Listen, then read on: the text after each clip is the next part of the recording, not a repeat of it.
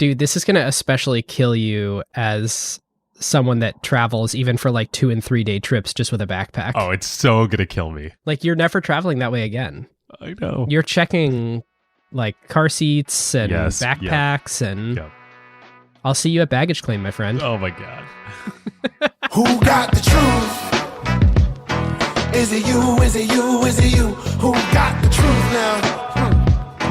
Is it you? Is it you? Is it you? Sit me down, say it straight. Another story on the way. Who got the truth? Welcome to Season 9, Episode 5 of Acquired, the podcast about great technology companies and the stories and playbooks behind them. I'm Ben Gilbert, and I'm the co-founder and managing director of Seattle-based Pioneer Square Labs and our venture fund, PSL Ventures. And I'm David Rosenthal, and I'm an angel investor based in San Francisco. And we are your hosts. When we last left our hero, villain? Unclear. We saw John D. Rockefeller supporting the Sherman Antitrust Act as a piece of dead-on-the-vine legislation with really nothing to fear from it.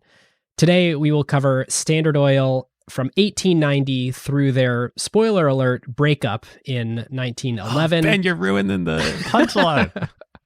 We're going to cover Rockefeller's legacy and philanthropy and how today's world is a Rockefeller-shaped one in more ways than one.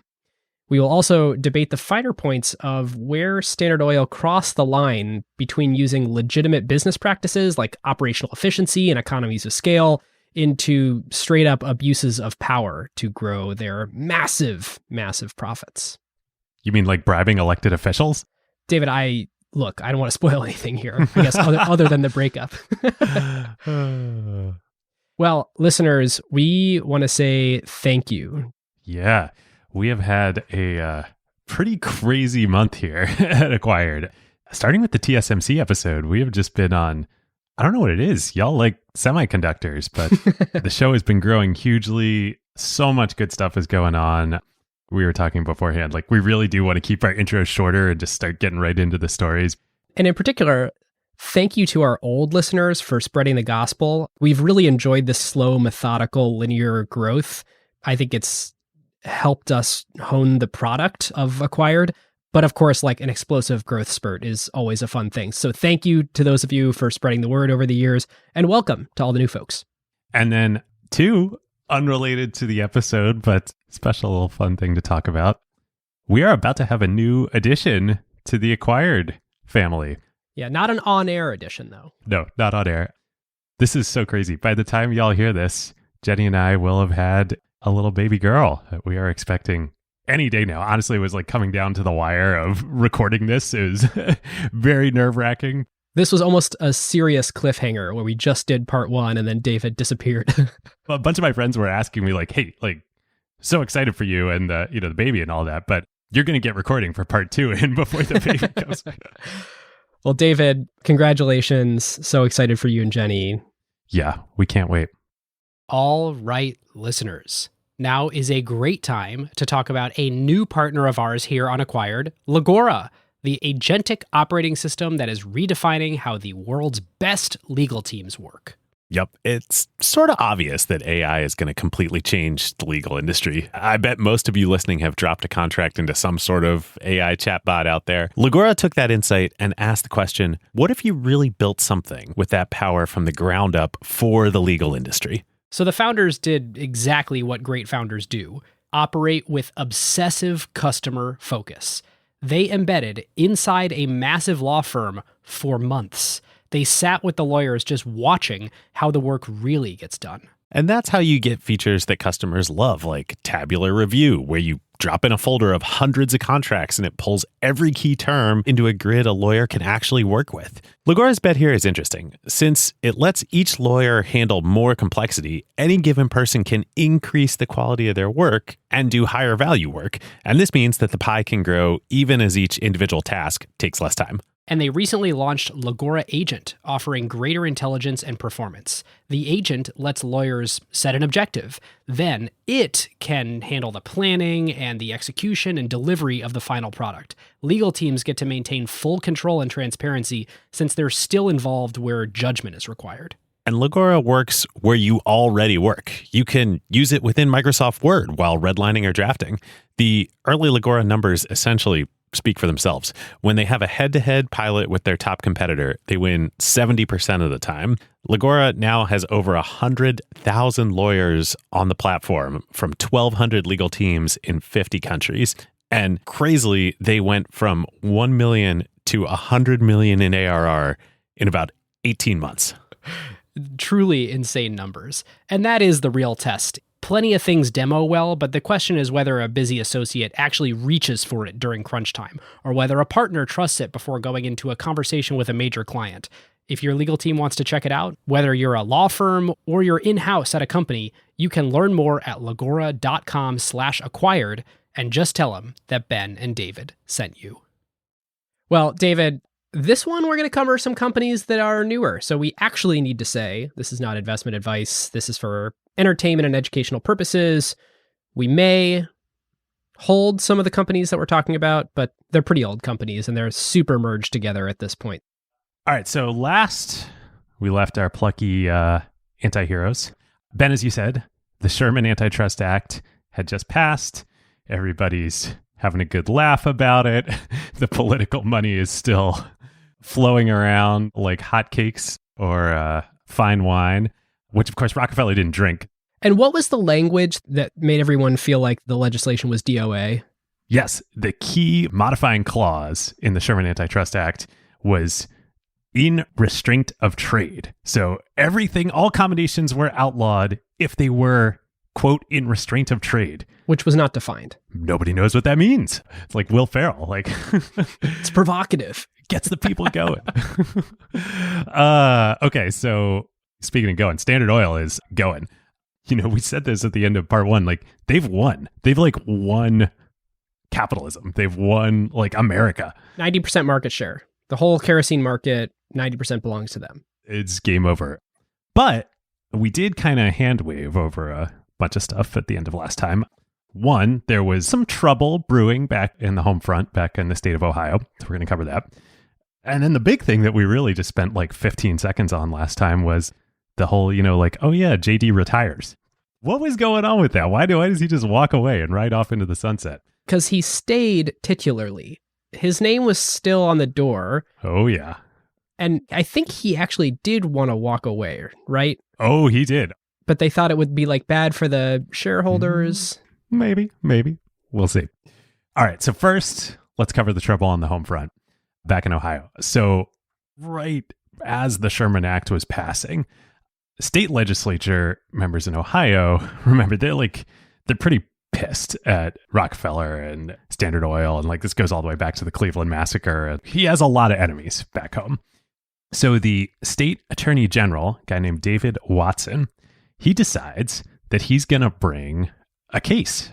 I don't think it was actually an antitrust case, but he argues that it's not. The case is that Standard Oil is in violation of the state corporation laws in that they are a Ohio corporation, but they are conducting illegal interstate commerce, is what they allege. Standard Oil created this trust structure that was so brilliant, but this suit is like, hey, this is just a sham and a front. You didn't really transfer any assets here, and you're actually breaking our laws. So it takes a couple years, but by 1892, the case reaches the Ohio Supreme Court, the state Supreme Court, which rules against Standard Oil, which means that the trust has to be dissolved. This is the letter of what this means. This Ohio ruling is like game over. But obviously that's not what happened. So how do they get around this? This seems like a pretty big problem. Well, turns out our Standard Oil friends have an escape plan that they've already hatched, that they have in their back pocket just for this very occasion. So Standard Oil lawyers had figured out that in the state of New Jersey, now they have operations, Standard Oil has operations in New Jersey, but there's no Rockefeller and crew. They're at 26 Broadway in New York. You know, it started in Ohio. There's no real reason why headquarters, they don't have any special attachment to New Jersey. But in New Jersey, there actually is a loophole in state corporate law at the time that did allow New Jersey corporations to straight up hold stock in other out-of-state corporations.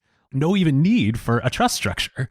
What Ohio is suing them for, New Jersey just allows. That was the reason why they needed the trust structure in the first place, is because Standard Oil of Ohio couldn't own any other Standard Oil companies that are operating in any other states, and they couldn't have operations in other states. So it was like, it's just this crazy remnant of the fact that we are the United States. And every single state to date had basically said, if you have a charter to operate a corporation in our state, that's all the business you can do. Your total addressable market is our state.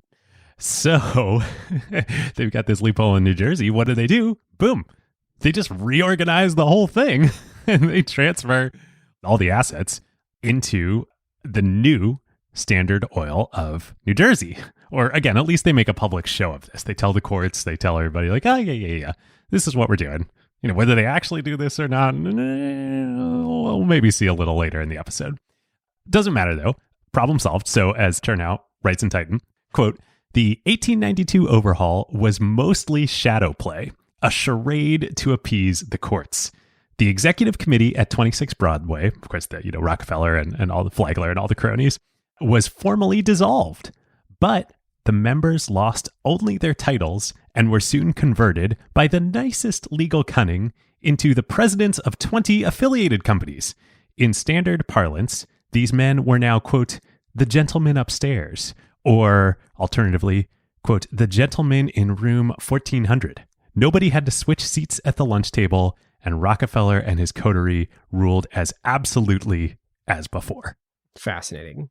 And so you've got this Standard Oil of New Jersey that, by the letter of the law, owns wholly or near wholly all these other, at this point, 20-some companies that are operating in all these other states.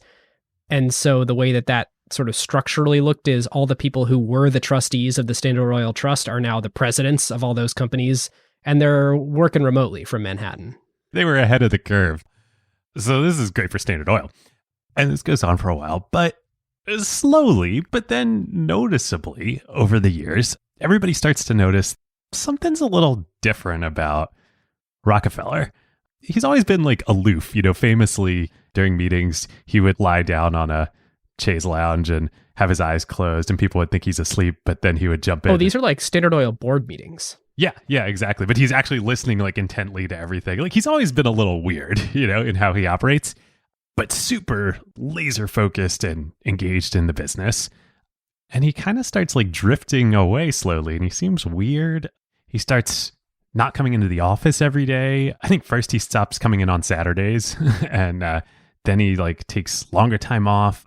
He starts missing the sacred executive committee or gentlemen upstairs lunch meetings. And there really are two things happening to Rockefeller at this time. One is sort of like short-term good, but long-term bad. And the other one is short-term bad, but long-term good. So he kind of doesn't have anything left to prove at this point. He's outwitted everybody. Of course, we talked about, the Jay-Z Rockefeller connection last time, but it's like the Black Album with Jay-Z where he's like, I'm retiring. I'm done. Literally, what more can I say here? Chernow writes, quote, in explaining his retirement, which this would lead to, the Rockefeller literature has always stressed his health and the heavy burden of his charities, though another factor contributed as well. He had perfected the gleaming machinery of Standard Oil, and his appointed task done, remember he felt like this was his divine duty from God, he felt he should pass the reins on to younger men. As Gates, who we'll talk about in a minute, put it, the business, quote, had ceased to amuse him. It lacked the freshness and variety and had become merely irksome, and he withdrew. So what you're saying is Rockefeller is really only like a 0 to 1 guy and maybe like a 1 to 10 guy and kind of like a 10 to 100 guy, but maybe not 100 to 1,000 guy. Or perhaps, he's already at scale, so it's most like he's not really a 1,000 to 1,100 guy. I think this might be part of what you're seeing with all these big tech CEOs now. It's like, Bezos, what more can I do here, guys? Yeah, and the public sentiment has to be weighing on Rockefeller too, where he's like, look, I believe in my heart of hearts that what I've done here is virtuous. I truly believe this is my calling and what God wants me to do. I do believe that I've brought light to the world in a reliable, cheap way. I believe that I've provided 100,000 jobs, good jobs for people, and everyone hates me. I don't think he was necessarily overly concerned with other people's view of him. Like, he was not a externally motivated man, but that has to grate on you over time where you're, working your ass off and you believe you're in the right, at least the vast majority of the time. And yet the world is either espousing incredible hatred toward you or begging you for your money constantly. I mean, yeah, he's just like, it's just kind of not fun anymore. So he wants, we've alluded to this, he wants and he tries to fully actually resign from the company. He talks to John Archibald, who he wants to take over, and says like, look, my heart's not in it anymore. I'm ready to go have another chapter in my life. But Archibald and some of the other executives, they're like, well, your name on the, like, it really matters. Like, I think it would be bad for the troops. And we've just had these, brushes with the government. I think it really would help things if it just in title only, you stay involved, you remain the president, titularly, of Standard Oil. Ooh. And of course, that means you remain an officer of the company and all the liability that comes with that. And just keep the title, man. Yeah, it's really to honor you. Oh, God. Oh, man. I was going to save this little quip for later, but I'll use it now of... you swim with the sharks, you sleep with the fishes. Archibald and Flagler and all these guys, they were something. So this was a very, very bad move for Rockefeller and a freaking great move for all of the other execs, especially Archibald at Standard Oil. Okay, so you said charity and like everybody asking John D for his money. So this is the other piece of it that long-term becomes just one of the greatest things to ever happen to America and the world, I think.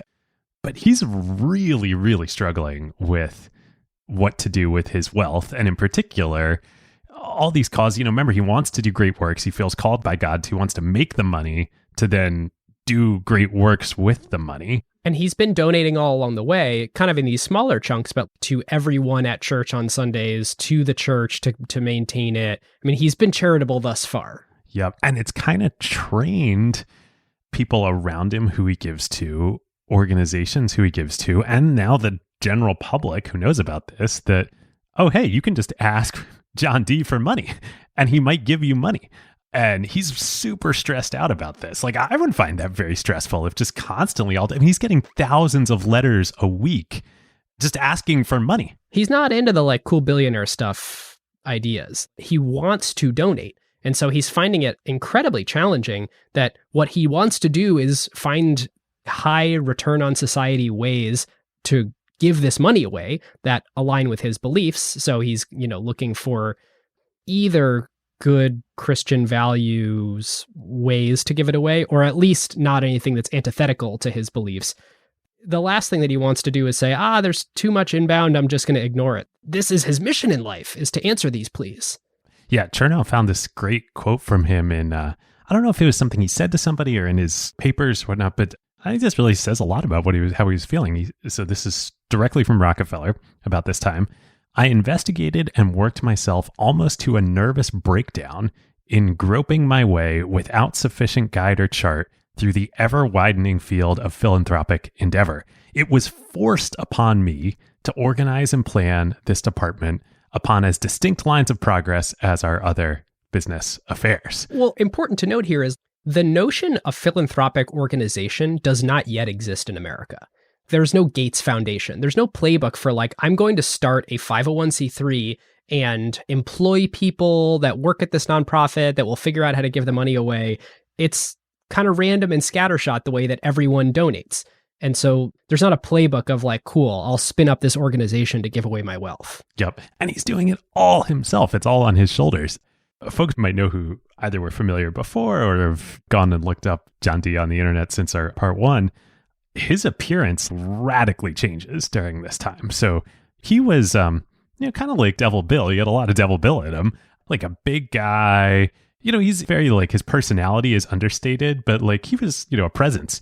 He starts shriveling up. He's losing weight. He gets Alopecia. He loses his hair.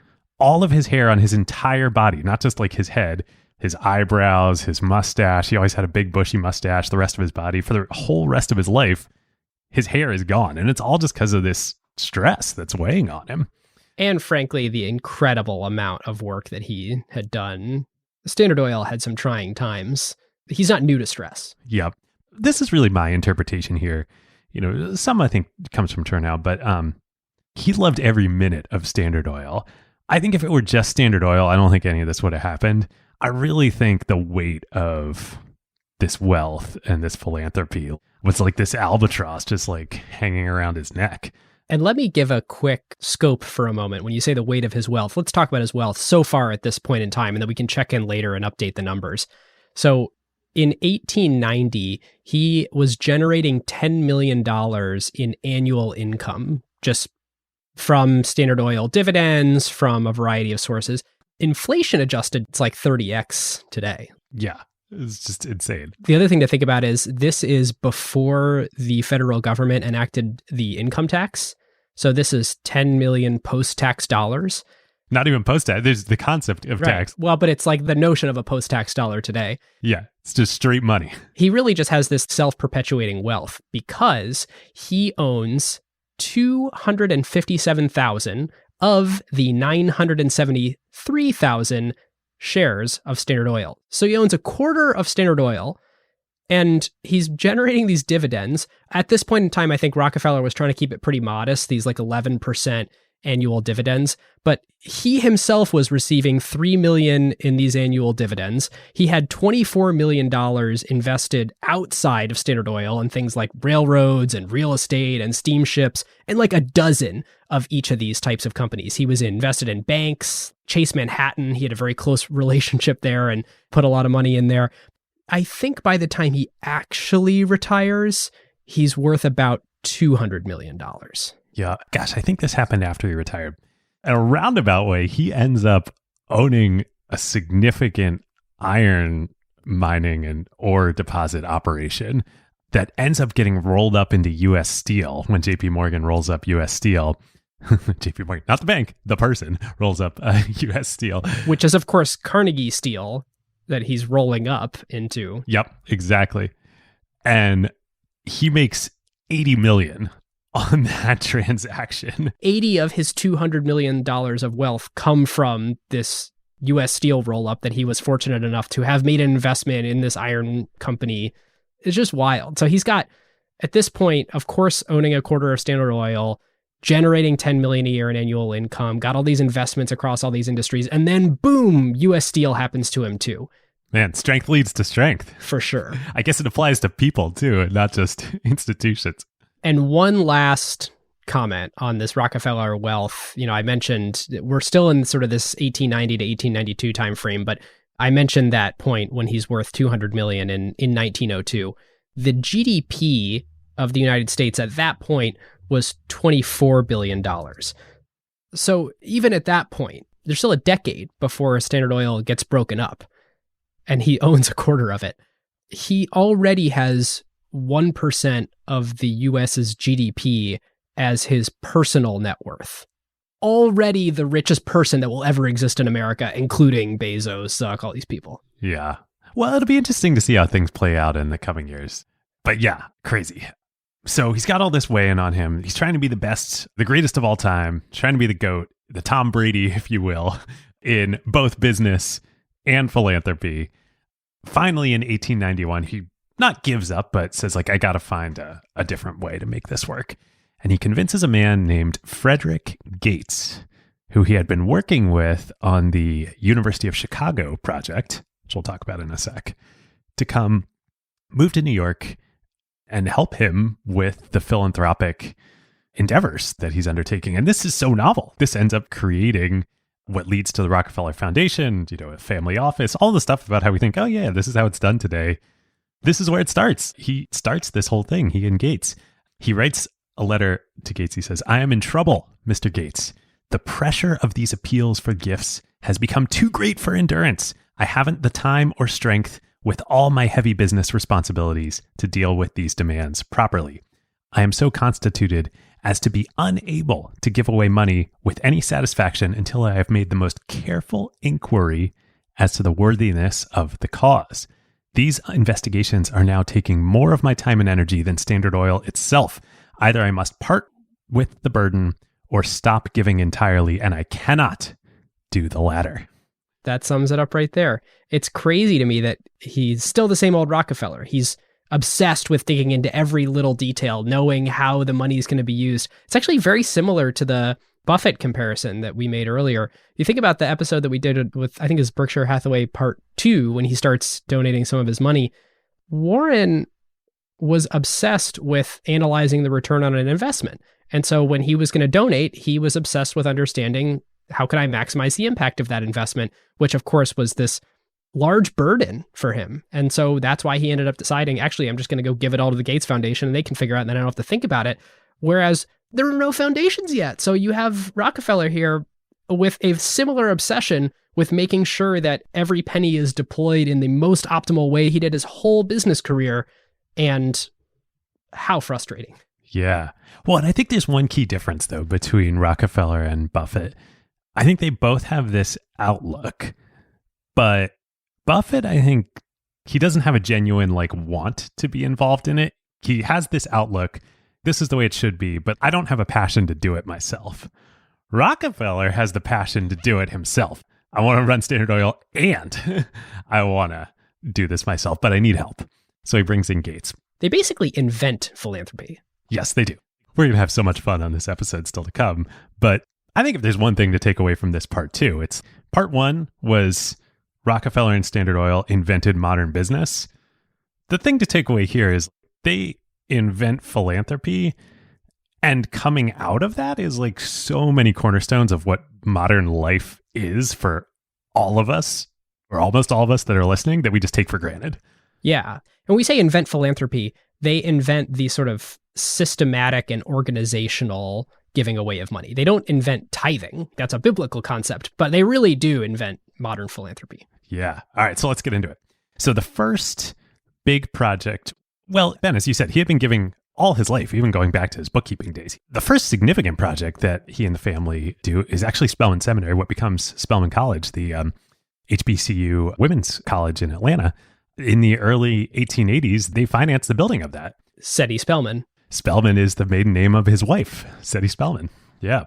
Pretty amazing that was the first major project that they do. Just to not overcredit, I think they already had a few hundred people enrolled, and they were raising money locally, and they just had some debts. And so Rockefeller came in and just wiped out all the debt, funded it. And then building the campus there too. It is the first liberal arts college for Black women in America. And also worth pointing out about Rockefeller's character, which I find fascinating, because a lot of times you study people from this era, they're a product of their time. And so they have a very low opinion of people that aren't white men.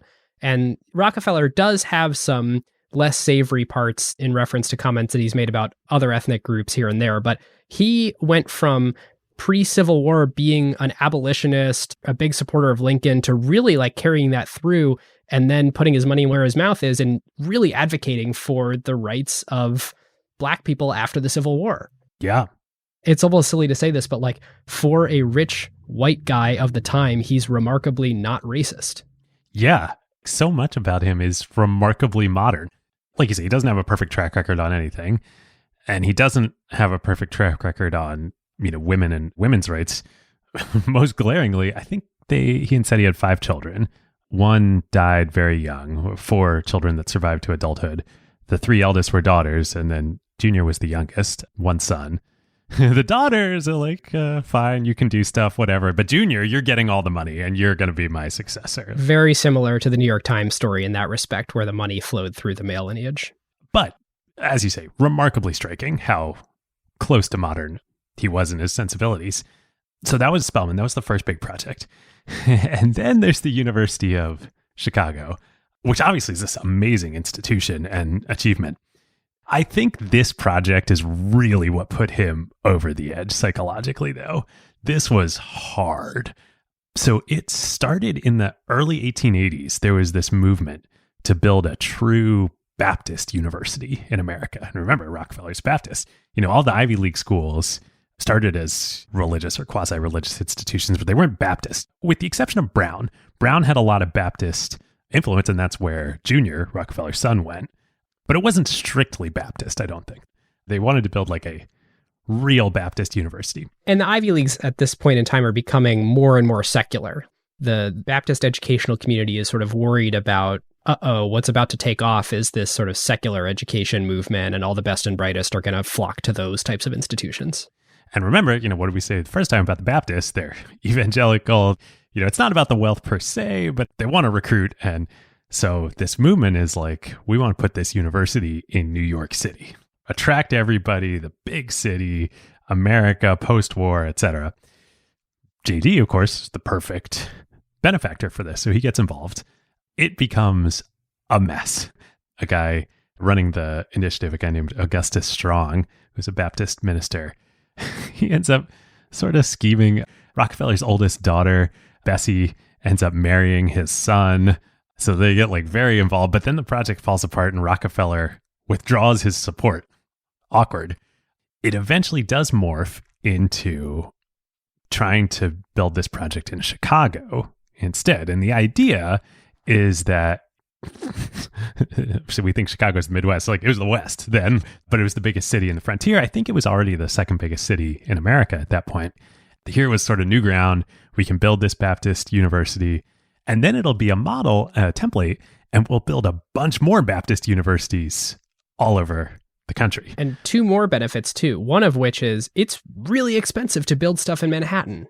And so it's a lot cheaper to get building materials out there and hire construction crews. And then, of course, you have Rockefeller, who really wants to do these good works because he thinks they're the right things to do, not because he thinks he's repenting for some business sins that he's done. And he's really, really afraid of anything that looks like I'm doing a charitable thing in order to curry public favor so they don't hate me for the business.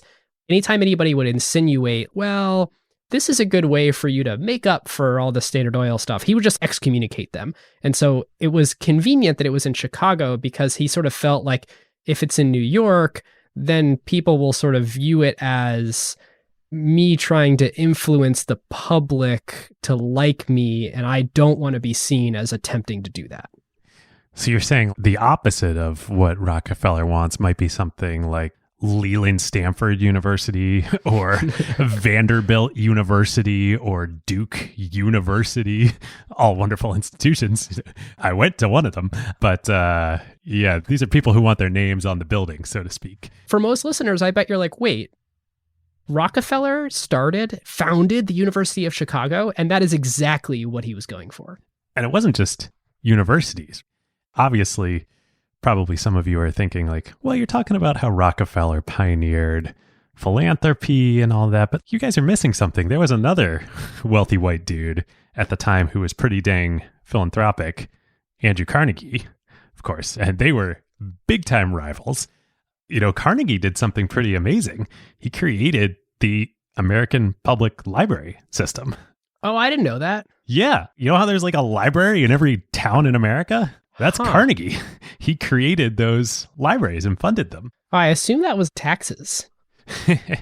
No. I guess it probably is funded by taxes, like public libraries. Well, I think they're, government institutions today, but they were created and sort of given to America. And he also did internationally too, created a bunch of library systems. One of the reasons for sure that he did that is, how do you make sure your name goes down in history? Get a plaque or a statue in front of a big building in every town in America with your name on it. That was not Rockefeller's style. Yeah. This is, at the time, sort of a nebulous concept, but he wanted what he was doing to really be like Standard Oil, in that, what did Standard Oil do? They had all of these different operations, in different states, but also different companies. Remember, they bought up all these other companies.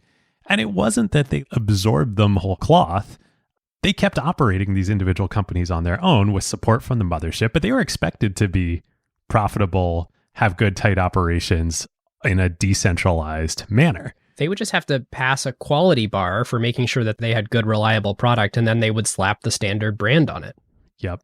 And the standard brain, and what was standard itself, it was about setting the standard. It was about doing this sort of quote unquote research to create the best processes that would get disseminated out to the decentralized organization.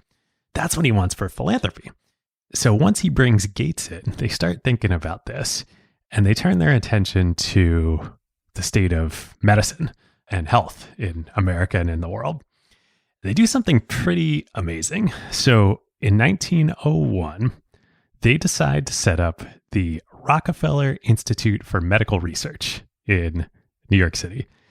This is amazing. They buy a farm on the east side of Manhattan, overlooking the East River in the upper 60s. Literally in the middle of Manhattan, there's this farm. And they set up this medical research institution there. And the idea is it's going to be pure basic research.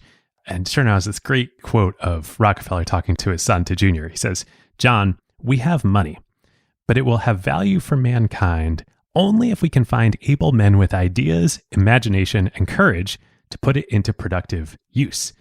Rockefeller placed the scientists at this institution, not the trustees, in charge of expenditures. And this was revolutionary. This was the Institute's secret formula. Gather great minds, liberate them from petty cares, and let them chase intellectual chimeras without pressure or meddling. If the founders created an atmosphere conducive to creativity, things would presumably happen. So at this little research institution goes on to become Rockefeller University.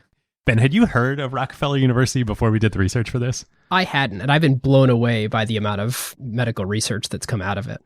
So a small sample. I'm just going to read from Wikipedia here. If you go to the Wikipedia entry for Rockefeller University, these are the things that have come out of this. First, to culture the infectious agent associated with syphilis. Showed that viruses can be oncogenic, which enabled the field of tumor biology. Identified the genetic defect associated with arteriosclerosis, the leading cause of heart attacks in the US. Development of the practice of travel vaccination. Identified the phenomenon of autoimmune disease. Developed virology as an independent field. Developed the first peptide antibiotic. Crazy. Showed that genes are structurally composed of DNA. Discovered blood groups. Just casual, the blood groups that all the blood they groups. exist. Yeah. Developed methadone as treatment of heroin addiction. And devised the AIDS drug cocktail. Whoa, really? Yes. So this institute, it wasn't until the 50s that it would become Rockefeller University. So during Rockefeller's life, he never intended to create a university with his name on it. Here's much later. This is a quote from Winston Churchill talking about John Rockefeller. "When history passes its final verdict on John D. Rockefeller, it may well be that his endowment of research will be recognized as a milestone in the progress of the race." Boom. That is a pretty ringing endorsement. Winston Churchill. Yeah. This is very far from what all these other philanthropic folks had in mind. It was diametrically opposed to the University of Chicago project, where that was super high overhead, big deal out of the gate, a lot of pomp and circumstance.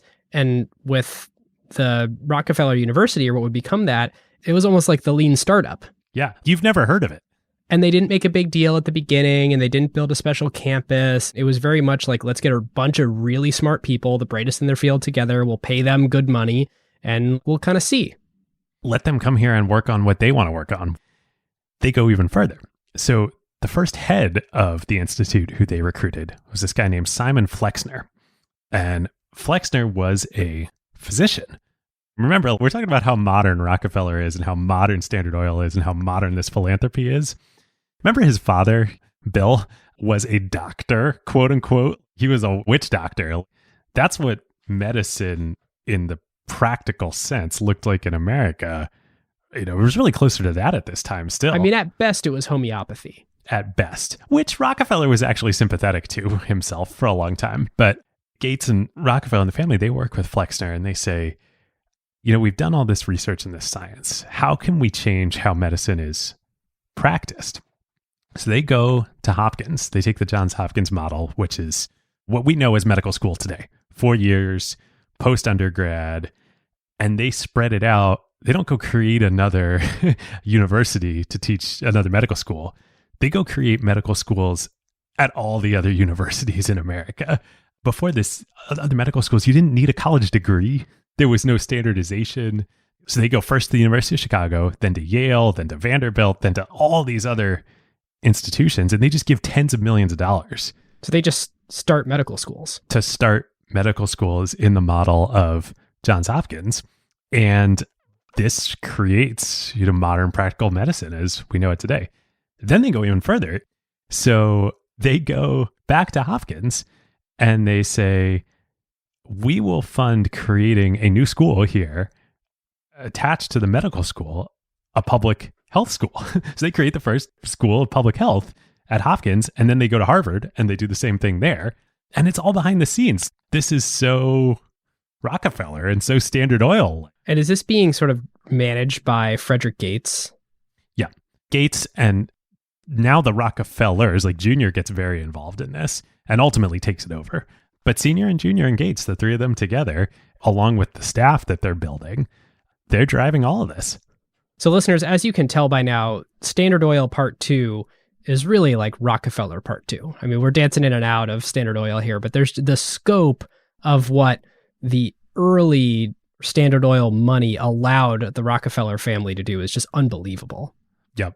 To sort of put a bow on all of this here. So they're thinking the whole time, they're like, how do we really institutionalize this? Senior's getting older.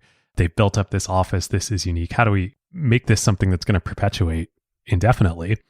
They set up in 1913, they get a charter from the state of New York. I don't know exactly how this works. I think it was a federal charter granted in the state of New York to create the Rockefeller Foundation, which still exists to this day. They give away hundreds of millions of dollars a year to causes from medicine to education to the arts to all sorts of things. It's also, because it's been privately held this whole time, we also don't have an exact figure of what the sum of all these different pockets of Rockefeller family wealth are worth. I mean, it's kind of astonishing that we don't, but we don't. There have been scholars who have tried to pour into this, and there are estimates, but it's tough. Yeah. I think that's probably where we should leave it, right, Ben? Rockefeller, Standard Oil, he won business. He's won philanthropy. He's won like America. There's kind of nothing more to see here, right? Everybody lives happily ever after. Not quite. Not quite. Ben, you've been on the mafia movie and content kick, The Godfather and all that in your Carve Outs. I think it's time to bring in the one good part of Godfather Part 3. Just when I thought I was out, they pulled me back in. Yeah, I think there's a little more to the story. Yeah, you shouldn't have stayed president. Should not have left your name on the door. Here we go. The breakup of Standard Oil. So let's review a few numbers before diving into the breakup story. So Rockefeller had sort of handed over to Archbold, the day-to-day of running the company. That modest 11% dividend, Archbold's a pretty big shareholder. All his friends are pretty big shareholders. That ratcheted up to 31% in 1897 and then 33% in 1899. So we are cutting big dividend checks to all these shareholders. Which Rockefeller actually was not happy about, paradoxically. No, he liked keeping it super modest, keeping the cash in the business, reinvesting it. The share price, so this is interesting. It's not a publicly traded company, and so we don't get to see the books. But shares do change hands. And so every day in the newspaper, a share price is published, at which it's kind of the reference price people are deciding to trade. It's like a direct offering. Yes. The share price went from $176 in 1896 to then 3 years later, $458. So the stock is running, as they say. It's a nice Tesla-like move there. Yes, which not really. The stock movement that we're seeing today in meme stocks is just a totally different multiple than we're talking about here, but unbelievable 3-year run from 176 to 458. You then sort of look at that dividend policy. How much of that, is there in total? From 1893 to 1901, they paid out $250 million to shareholders. Keep in mind, Rockefeller is making 25% of that. He's upset, but he's also making just a crap ton of money. And so the thing to sort of land on here is this is all before the automobile. This is all still the kerosene business. And there's this seminal point right around 1898 where cars start happening. It starts working. We go from 800 cars in 1898 to then 2 years later, 8,000 cars. And so it's starting to happen. Standard Oil is realizing, wait a minute, we finally can use this useless gasoline product. And so even in his retirement, Rockefeller's real wealth ends up getting piled on top of his sort of paltry wealth that we talked about earlier from the mass market adoption of the internal combustion engine. Yep. So right around that time when the automobile was taking off, there's two parts to the breakup story that we're going to talk about here. And they're both good for everybody. One is the breakup, which is good, very good. And two is the automobile, which is very good. And they happen on the same parallel paths. So in 1897, right as this run up in the auto industry is starting, and right as JD had fully tried to walk away from the business, good old state of Ohio, they bring charges again back to the top of the show here. They're like, okay, you guys moved to New Jersey, but like you're still breaking our laws. We still don't like you. And so what they do is a government official gets a hold of some old trust shares and they try and go redeem the shares of the trust. They're like, oh, well, if you did what you said you were going to do, I should be able to go get shares in Standard Oil, New Jersey, and then there's the holding company of underlying, all of these other companies. And they can't actually do it. So they're like, aha, you guys, you defrauded everybody. So they bring a case. Rockefeller actually gets called to testify in this case. And he puts on this great show. He pretends to be this doddering old man who's senile and can't remember anything. It's amazing. Oh, when he's on the stand, it's like he's wandering through the mist. Oh, I can't remember. Oh, it's been, he goes from one of the sharpest, brightest people to ever live in American history to seemingly having no recollection of really how anything kind of came together. Yep. Oh God, how did that happen? Where are those trust shares? Gosh, I don't know, Mr. Prosecutor.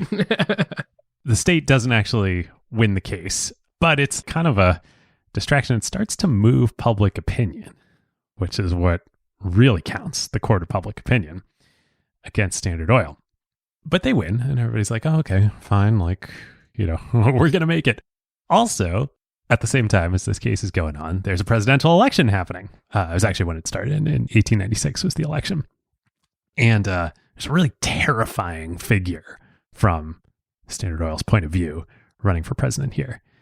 William Jennings Bryan, the celebrated, the OG populist. His thing was America was going to get crucified on a cross of gold, right? That was his... Yep, populism and silver. The two things I remember from American history about him. Motherhood and apple pie. That, and he was around forever.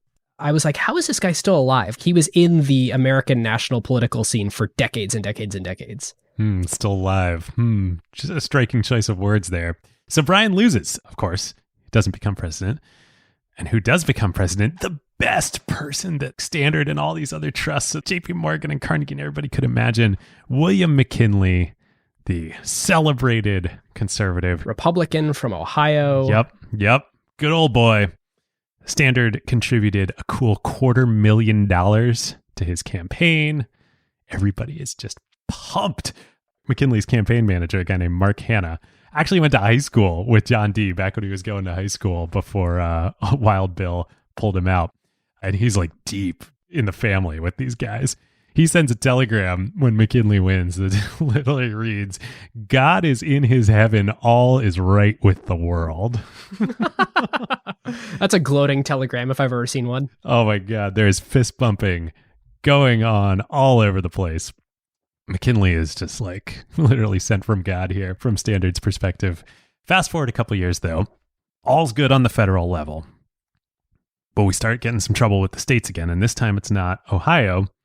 This time it is right close to the new home, the actual home in New York. It is in New York when the feisty new governor of New York starts making some noises about coming after the trusts, in particular, the oil trust with Standard Oil. None other than Theodore Roosevelt, the new governor of New York. Which I didn't realize what he did before becoming president, and I didn't realize he was involved in bringing this suit against Standard Oil. Ooh, he was very involved.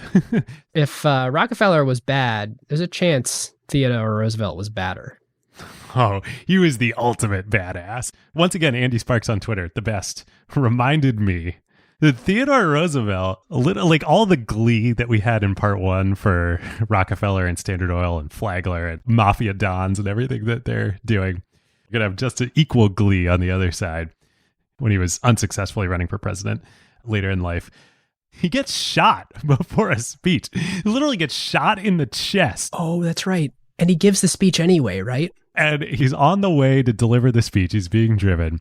He gets shot by a botched assassination attempt. He's got a bullet in his chest. The driver starts to divert and take him to the hospital. And he's like, oh, no, young man. I'm going to give that speech. He goes to the venue and he sort of starts the speech. And he's like, I'd like everybody to be as quiet as possible. I don't know if y'all realize that I was just shot. And he gives the speech and then he goes to the hospital. Oh, Teddy Roosevelt's the best. There's a great David McCullough biography about him. Is it Mornings on Horseback? Is that the... Oh, I think that might be it. That sounds familiar. I've been to his estate in Sagamore Hill, I think it is called. It's on Long Island. Huh, cool. It's super cool. Teddy also had, by modern standards, a problematic figure in all of his hunting and, all of that. Yeah, I was going to say, are there pelts everywhere? My favorite is there's a trash can made of an elephant hoof. Oh my God. Crazy. All right, so this is the guy that is going to challenge John D. So Standard and the business community and Mark Hanna, they come up with a brilliant, genius solution to their new problems from Roosevelt in the state of New York. Remember, they control the Republican Party at this point.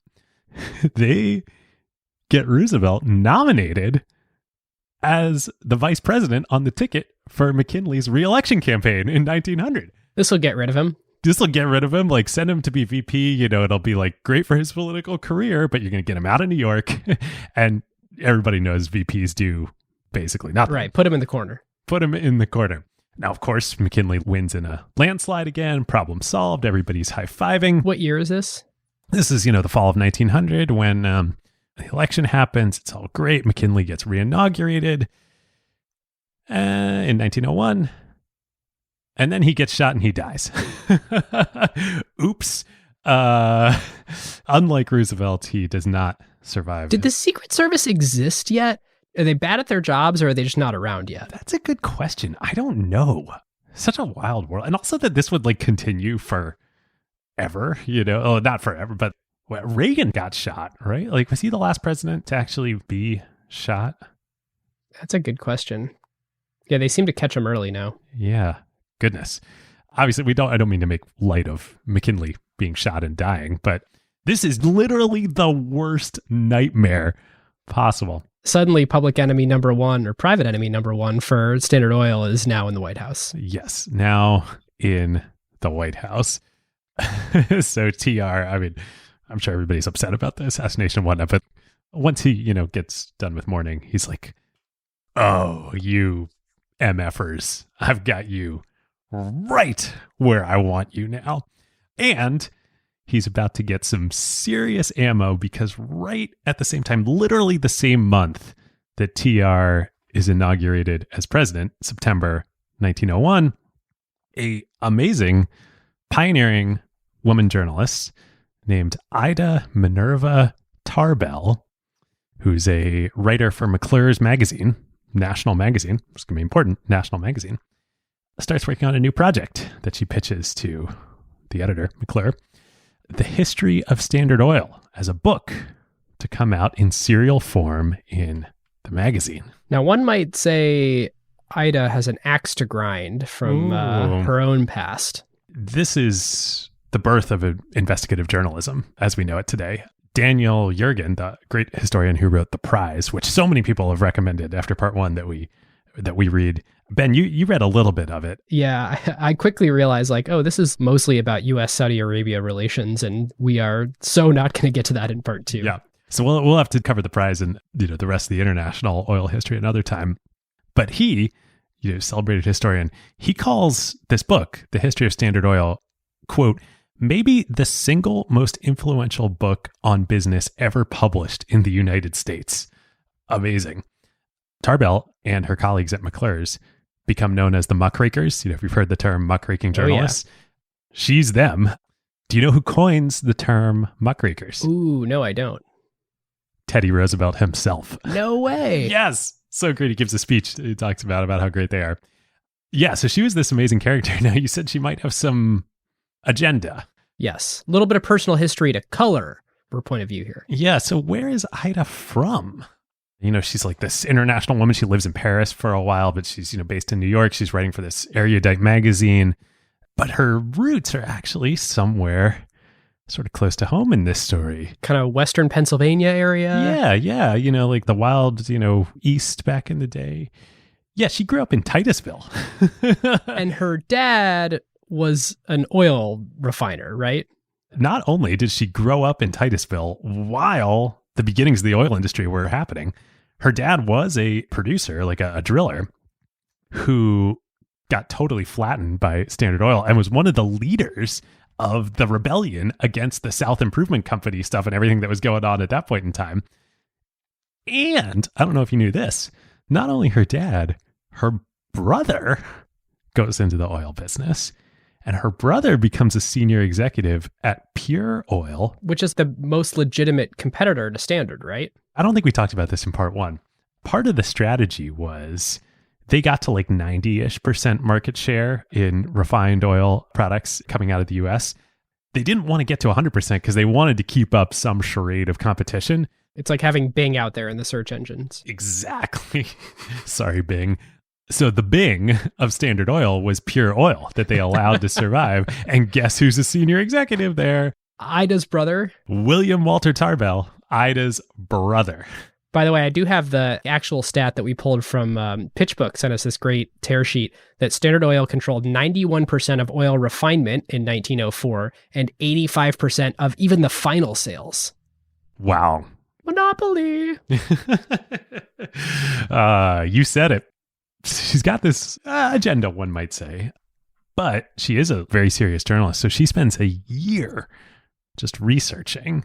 She wants to find the real history. Nobody's uncovered how this actually went down. Well, and she starts by going to Titusville to rekindle her roots and remember what it was like and stew up some feelings of anti-Rockefeller before embarking on doing this.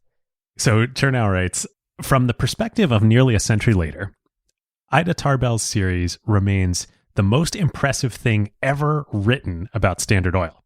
That is high praise. I mean, yeah, century later, so much ink has been spilled, but for Chernow to say this is the most impressive thing ever written. I almost ordered the book, by the way, but I was like, this is going to be way too hard to read.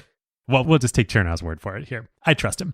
He continues, a tour de force of reportage that dissects the trust's machinations with withering clarity. She laid down a clear chronology, provided a trenchant account of how the combine had evolved, and made the convoluted history of the oil industry comprehensible. In the dispassionate manner associated with McClure's, she sliced open America's most secretive business and showed all the hidden gears and wheels turning inside it. It remains one of the great case studies of what a single journalist, armed with the facts, can do against seemingly invincible powers. And this is like a freaking nuclear bomb goes off in Standard Oil and around the country. This captivates America. It was like the Elizabeth Holmes trial is going on and Theranos. That was nothing compared to this. Right. It's like that trial meets the half-decade-long pitchforks against Facebook and the privacy, plus the anti-Amazon sentiment. Like, there were no equivalent companies to Standard Oil. There were other trusts that rose up and sort of were following their business practices, but no one as big or as bad or as loathed by America as the Standard Oil Trust. It runs for 19 monthly installments. So for like almost 2 years. I don't have the exact numbers here, but the circulation of McClure's triples or quadruples during this time. Like, it grows by hundreds of thousands of people. And remember, it's national. This is new, like in the past Standard, they didn't really care about the press, right? Because it was all like, local stuff or whatever. Like, we can crush all this. So there's a delicious piece of irony in this being a national publication. We do have this unbelievable, unprecedented period in the early 1900s where you have golden era of media, of magazines, of newspapers. And when you think about it, well, what's the media business model that was the winning one at the time? It was advertising. And so you got all these corporations and trusts that are making all this profit. And what they're doing is they're advertising to potential consumers in these publications who now have all these consumer eyeballs, and they're like, we got to get really epic stories to tell. And so literally the profitability of the business model that Standard pioneered that is funding the organizations that are now coming after them. Oh, the parallels today are so good. I was on the Wirecutter the other day, which is fantastic. Love the Wirecutter, owned by the New York Times. They have affiliate links on the Wirecutter. Great acquisition to Amazon. Amazon, Facebook, all the press today is coming after these companies in many ways, rightly so, although not like they don't have their own agendas too. They're taking advertising from them too. It's crazy. So crazy. So in the history, Tarbell uncovers and documents exactly how the Cleveland massacre went down. If you remember from part 1, we read a sort of fictionalized quote of how Standard approached the independent refiners in Cleveland with, hey, you got 2 choices here. We can crush you or we can buy you out at a valuation that we ascribe. That quote came from this history. We wouldn't know these things. All the stuff we said in part 1, we wouldn't know without Ida, because the only other real account is Rockefeller talking to his official biographer, William O. Inglis. Which was never published during the time. Right. Toward the end of his life, he only sort of breaks character once or twice. And it's really not that interesting or not that spicy of a story. And still he says, you know what? Actually, there's too much here. You should just store it in the family archives. And so it doesn't come out, and it ends up just being a source for future biographers in the future after they get the family's permission. It really is Ida Tarbell who discovered all the stuff that we've talked about. I mean, there's lots of big stuff that she uncovers. The fact that there were secret subsidiaries that were nominally, people thought were competitors of Standard Oil, but were actually owned by Standard Oil. She finds out that they're still currently at the time engaging in illegal practices with the railroads. There's a whole thing about how they sneak papers out of, I think, the Cleveland office of Standard Oil, showing that the railroads are sending information about competitors' shipments to Standard Oil offices. That comes out in the piece. So the fact that this was a national magazine, Standard and Rockefeller, when all this comes out, even though the antitrust cases are going on, they don't do anything. Their playbook, they've never been faced with something like this before. And the Standard response is silence. They don't respond. They don't mount a counter campaign, even though there's a lot of stuff in Tarbell's history that's wrong, that they very legitimately could have taken issue with. Yeah, that strategy works until some boiling over point. It reminds me a lot of Apple. If you think back to AntennaGate is a great example where Apple doesn't comment on rumors one way or another, because if they say that a rumor's not true, then it means that it substantiates all the ones that they don't comment on. But then you have something like AntennaGate where it wasn't as big a deal, but it was a deal. And so Steve Jobs flies back from vacation on Hawaii with his family to hold a next, same week press conference about it. There is some boiling over point where if you don't say something, it is way worse. Up to a certain point, saying something makes you look guilty. But then past a certain point, not saying something makes you look guilty. And Standard passed this point. So not saying anything made them look super freaking guilty in the eyes of the public. And to be fair, they were guilty of a lot of stuff. So that's how they respond to the Tarbell piece. Yeah. Then on the Roosevelt pressure front, Roosevelt's first term goes by, and miraculously they manage to skate by. Nothing like major happens in terms of breaking on the antitrust front, even though Roosevelt wants it to. So when he's running for election in the 1904 campaign, which would be the first sort of mandate for him from the people, Standard tries to run the same playbook they've always run. They cozy up to him and they're like, Teddy, let's all be friends here. We've got a lot of money. This is big for you. This is your first selection on a national stage. You could really use our support. How about we make some campaign donations? And Roosevelt's campaign managers, they're like, sure, we could use the money. We'll take the money. And they do. And Standard wasn't the only trust to do this. All the other big trusts did this too. This is one of my favorite quotes in all of Titan, which is actually from Henry Frick, who was an executive at U.S. Steel, about what happens here. Chernow writes that Frick summed up the situation best after the election with the quote, "We bought the son of a bitch, but he wouldn't stay bought." Oh, wow. And who's Frick? I can't remember if he was running U.S. Steel at the point or if he was a senior executive at U.S. Steel. So not Standard Oil. That's right. I think, yeah, he's the one that got Rockefeller and Rockefeller Jr. on the board of directors of U.S. Steel. Yeah, I think that's right. They were all buddies. Yep. So after the election, which Roosevelt wins in a landslide because he's got the support of business behind him, now he's like, all right, I've got the mandate. I'm going to make this happen. So right after he's re-inaugurated in February 1905, Congress passes a unanimous resolution urging individual states to conduct antitrust investigations into Standard Oil. And immediately a whole bunch of states bring cases, including Missouri, which is where everything eventually ends up going down. Great state of Missouri. They subpoena JD to come in and testify in front of a grand jury in this investigation. JD, he obviously doesn't want to do this, so he goes into hiding. He literally goes on the lam. At the same time, the state of Ohio, they go a step further. They issue a warrant for Rockefeller's arrest. It's so crazy. It's the world's wealthiest man. It's not like he's leaving the country or anything, but he's just trying to stay super low key about where he is. He disappears. There are process servers trying to serve him with the subpoena and the warrant for his arrest all over the country, trying to track him down. They're jumping over the fence of, I think it's Potantico Hills, his residence in New York. There's some servant or something who sees this person leap over the fence and fall. And they're like, can we help you? So he won't even tell his family where he is. The Standard Oil executives don't know where he is. It's amazing. He just disappears for 2 years.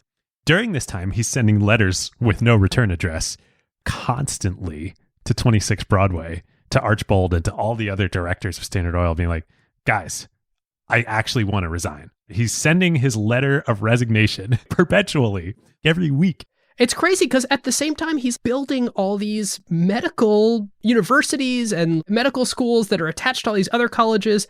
And these thousands of letters are coming in asking for money. And he's dodging the government because they keep trying to get him in court. He's like a Bond villain. It's amazing. It's crazy. It's so great. So Archbold, they refuse to let him resign. They're like, nah, I don't know where you are.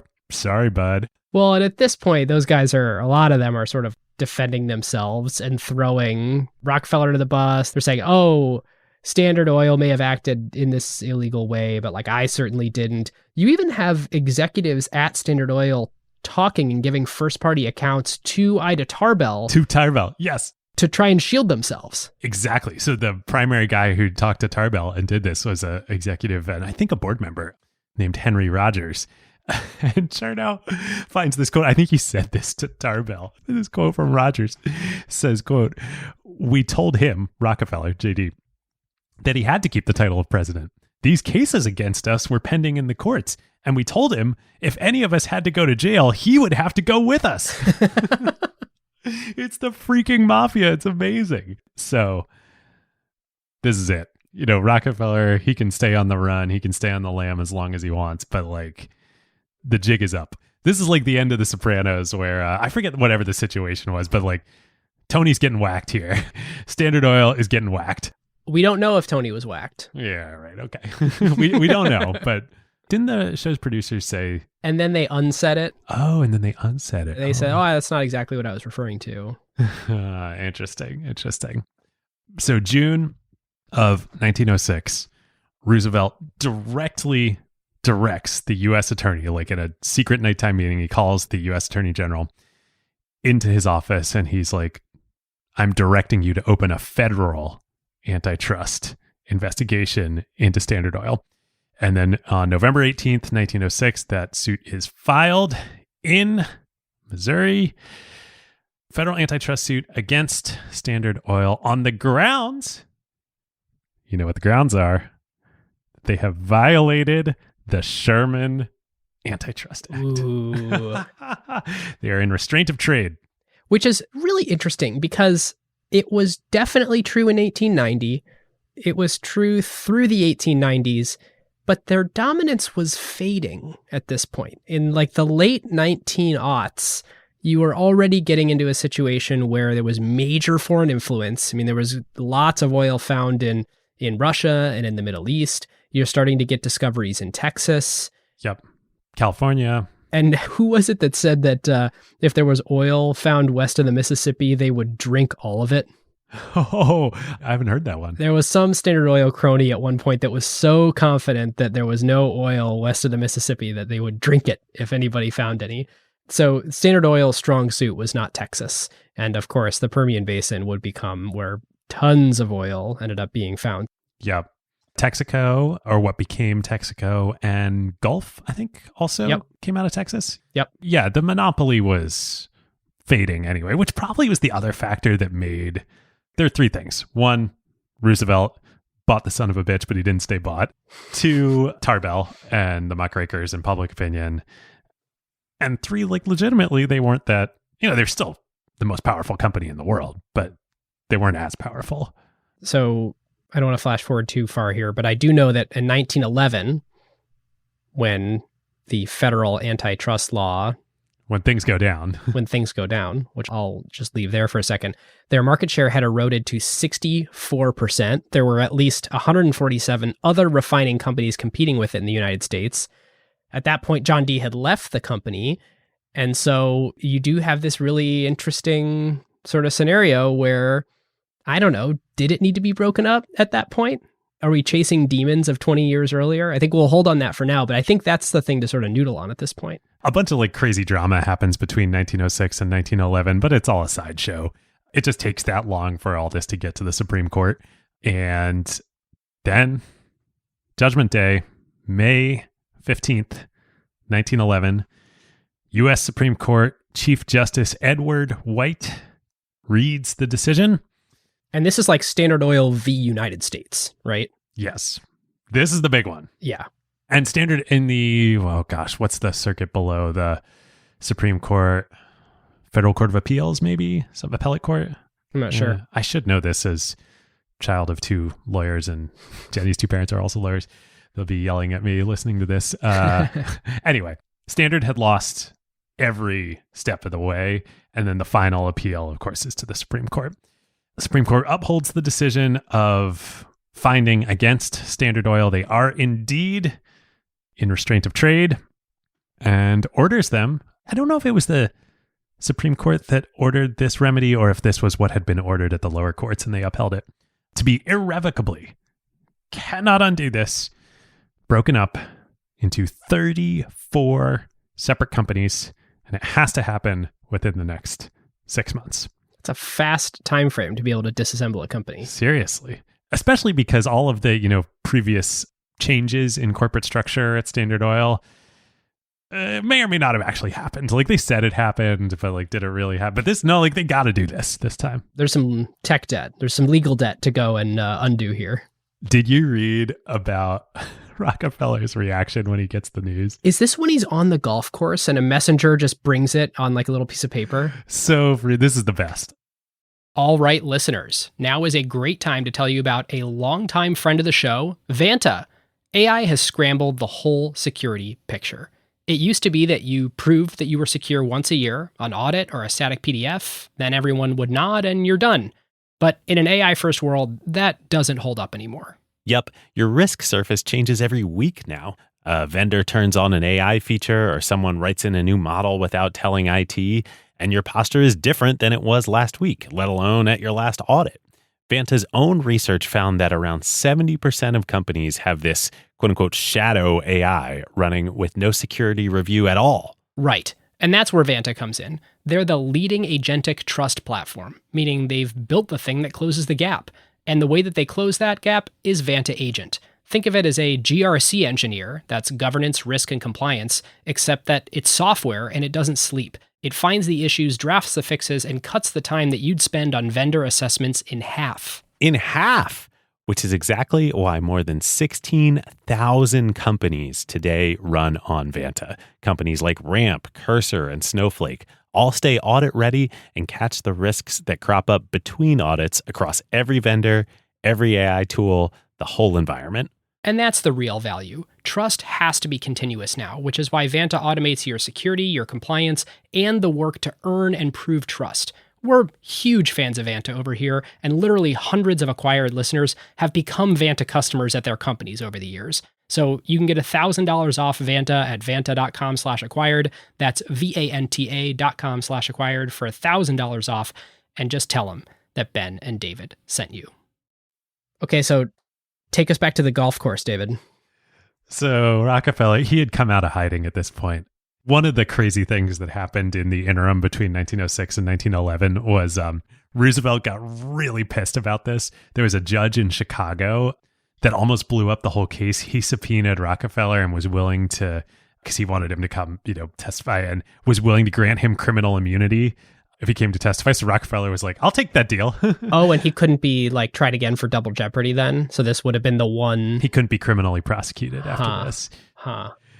Sidebar, but this is ridiculous what happened. So he does the whole doddering old man thing again. I don't know. I've lost my way. What? Who are you? What's oil? What's oil? The judge gets nothing out of him, but he's so pissed at the end of the process. I forget what the exact case was.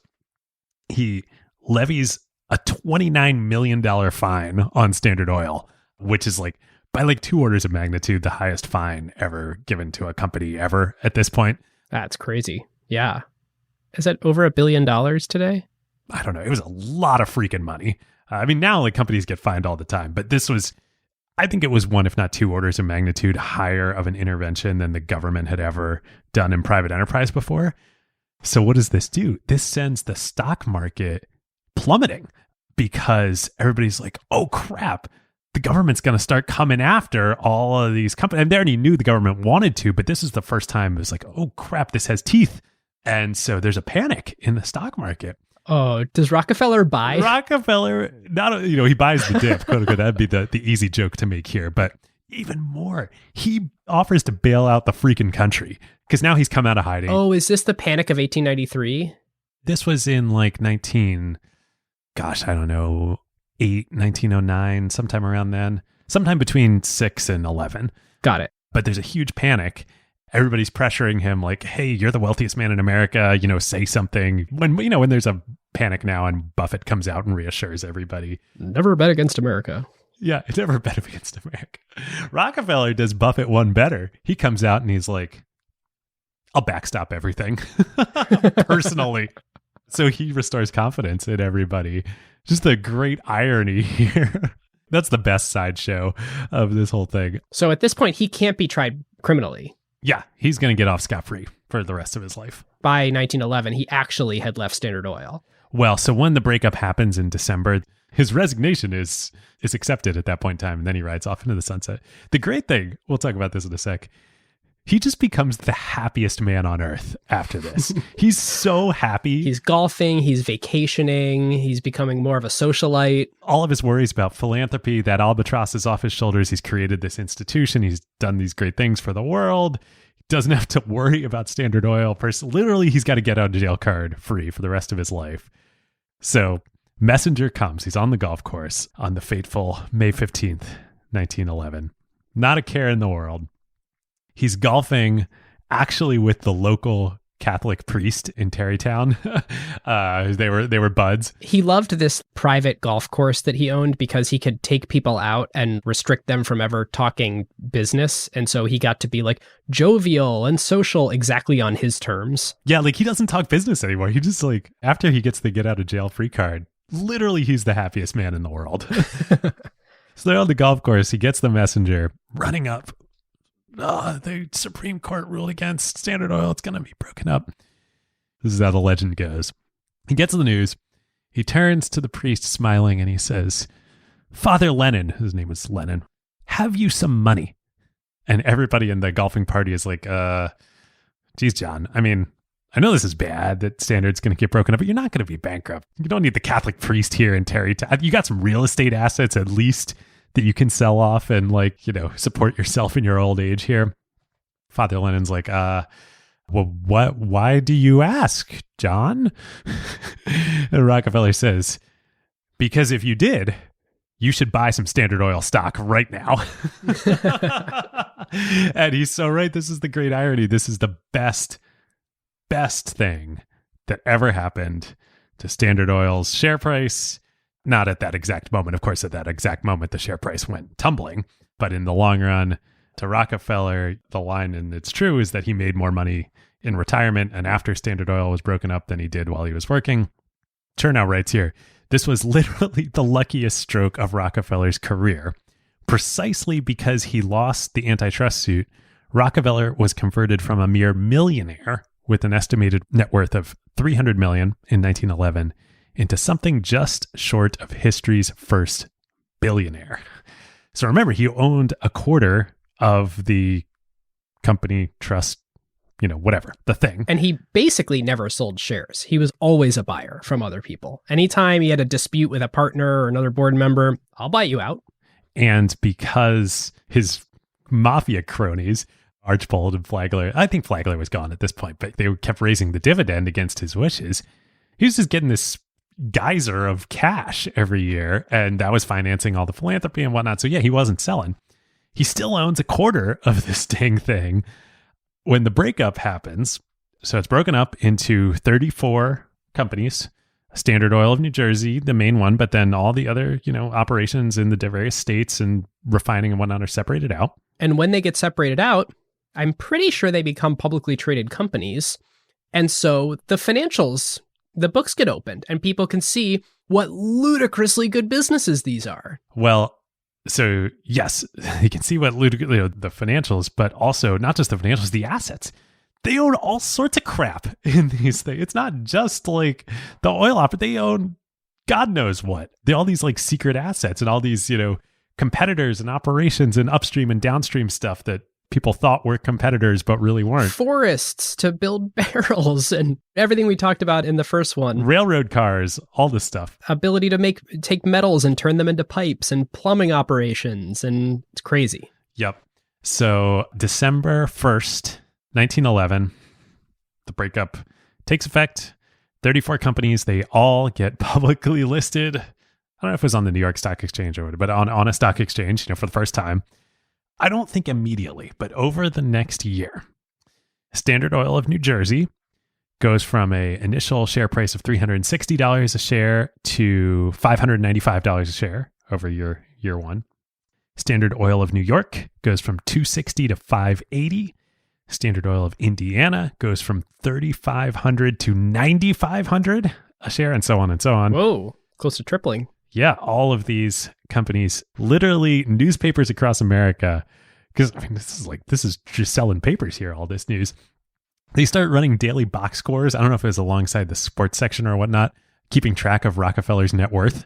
So yeah, I hope that the Catholic priest had some money to go buy the dip. I love that that's the stock tip too. He's like, all right, everyone's about to know what a great business this is. Jesus says buy the dip. Another one of the just amazing things here. So, of course, we finally have to separate out these assets. Everybody on the executive committee that met for lunch every day, the famous thing that were titularly the presidents of all the separate companies. Now they actually are. So they can't meet for lunch anymore. got to separate out. No more lunch meetings at 26 Broadway. Instead, at JD's suggestion, sort of like voice from the golf course, he's like, how about y'all meet for coffee at 10:30 instead? So they continue meeting every day at 10:30. Just giving the finger to the government. It's like the old line about, when a European, monarch dies and they say, the king is dead, long live the king. Or the monarch is dead, long live the monarch. Standard Oil is dead, long live Standard Oil. That is exactly what happens here. And so it's interesting in thinking about why, at least in theory, why the government wanted to break up Standard Oil. It wasn't that they wanted to necessarily, again, in theory, punish the owners of Standard Oil, because that they wildly failed at. It was literally like, we want to increase competition, and theoretically, it will benefit consumers. But again, I really want to underscore that for the vast majority of cases, and let's take out the like weird supermarket stuff they were doing and some of the terrible things they were doing at the railroads, it really all was just a benefit to consumers. Yep. So you ended up with consumers generally pretty happy from all this standardization over the years, competitors super pissed, and now the shareholders of Standard are all just wildly rich beyond their wildest dreams. It's actually quite interesting to think about the people that like took the deal in the Cleveland Massacre. If they had held, that would have gone really well for them. So Chief Justice Edward White, who presided over the verdict and read the decision, he was actually like a very conservative figure and very business friendly. So he had this sort of pet theory, and this was a chance to like write this into law. Remember there was the modifying clause on the Sherman Antitrust Act was in restraint of trade. And there's like, what is that? Oh, so this was an ability to define what restraint of trade is. I think it was called like the reasonableness doctrine or the reason, something like that, that he wanted to be like, yeah, in restraint of trade within reason. And this is what you're talking about here. Let's be reasonable about this. It's not actually that bad for customers. Yeah. So interesting. And Roosevelt was pissed about this because he wasn't the president anymore by the time this happened. Roosevelt and like Tarbell and the muckraking crew and all the progressives, they wanted all the Standard Oil people to go to jail. They wanted to end this practice forever. And of course, that's not what happened. And they wanted to make it so other people were afraid enough that they would never try it again in the future. Yep. And it ended up being this very not even middle ground, like very business friendly, quote unquote, conservative final approach to it. The government had a really big investment in this, where we talked about how Standard Oil is really the first modern corporation. Roosevelt sort of set the playbook for the modern billionaire. We talked about how he invented modern philanthropy. This is also massively expanding the might of the Justice Department in a way that the U.S. had never seen before. Because in the 1890s, the entire Justice Department staff in Washington was 18 lawyers. Oh, yeah, I remember reading about this. In order to go after Standard Oil, they massively, massively staffed up. I assume it just never went down from there. So there is another reason, too, why the breakup ended up being great for Standard Oil and for its shareholders. And I don't think the government was thinking about this probably at all as a consequence of the breakup, but I think does speak to, there's like a really important lesson here about the danger of too much centralization and consolidation of power in a single entity. And that is that, so we've alluded all along to the fact that it was automobile sales and the going from kerosene to gasoline that was really going to take Standard Oil and the whole energy industry to the moon, to the next level here. That's not what Rockefeller and the cronies and all the people that were having lunch at 26 Broadway or coffee, that's not what they were built for. That was like, they weren't against it, but that wasn't their game. And as long as they were in charge, and as long as Standard Oil was this singular, monolithic, in practice thing, a lot of the sort of young Turks within the organization that were focused on this new market felt stifled. So the breakup allowed these people, the new blood, to rise to the top. So Chernow writes, while the old guard at 26 Broadway mourned the trust's passage, some young Turks at the operating companies were overjoyed. One of these extraordinary mavericks, Dr. William M. Burton of Standard Oil of Indiana, thought that Roosevelt had performed an inestimable service. After the 1911 dismemberment, he said, It was felt all along the line younger men were given a chance. Burton patented an exceptionally valuable process in 1913, 2 years later, for quote-unquote cracking crude oil. That is, for refining it so as to yield a far higher percentage of gasoline. This discovery permitted Standard of Indiana to reap incredible windfall royalties. And, if you remember from we were looking up on the last episode, what did Standard of Indiana become? Amoco. And it was all this, innovation was alive and well again within the oil industry here and within all the Standard sort of children. So Standard of Oil of Indiana becomes Amoco.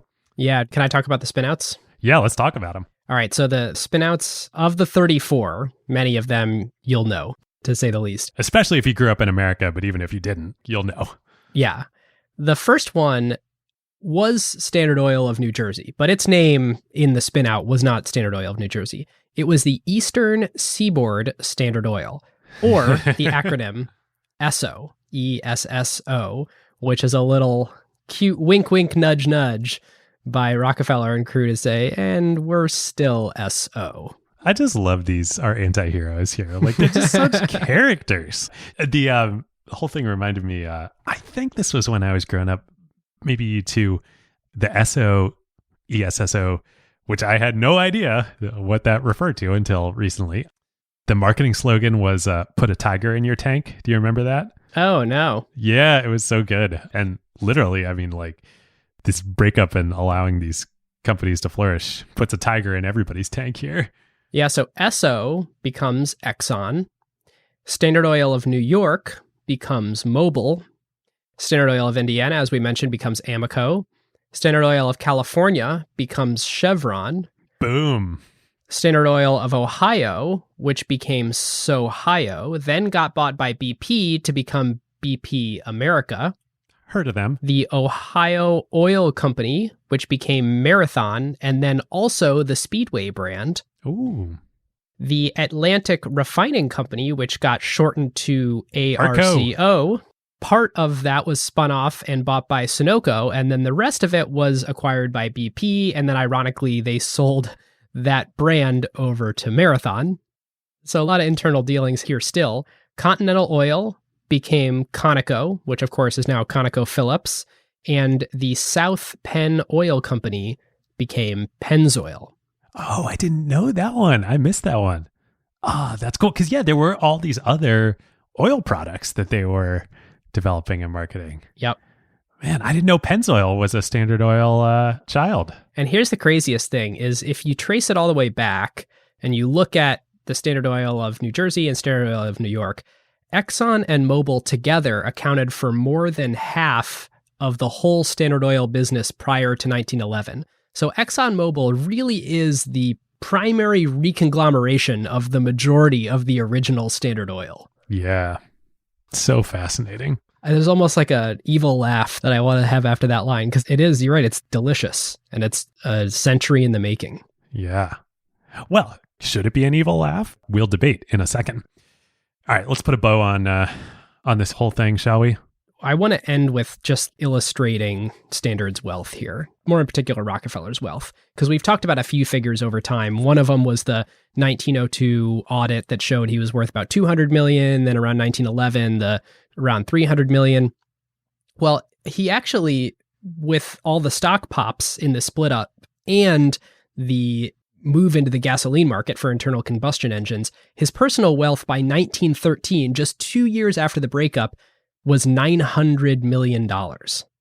So in 2021 inflation adjusted dollars, if you literally just do the inflation math, that's about $25 billion.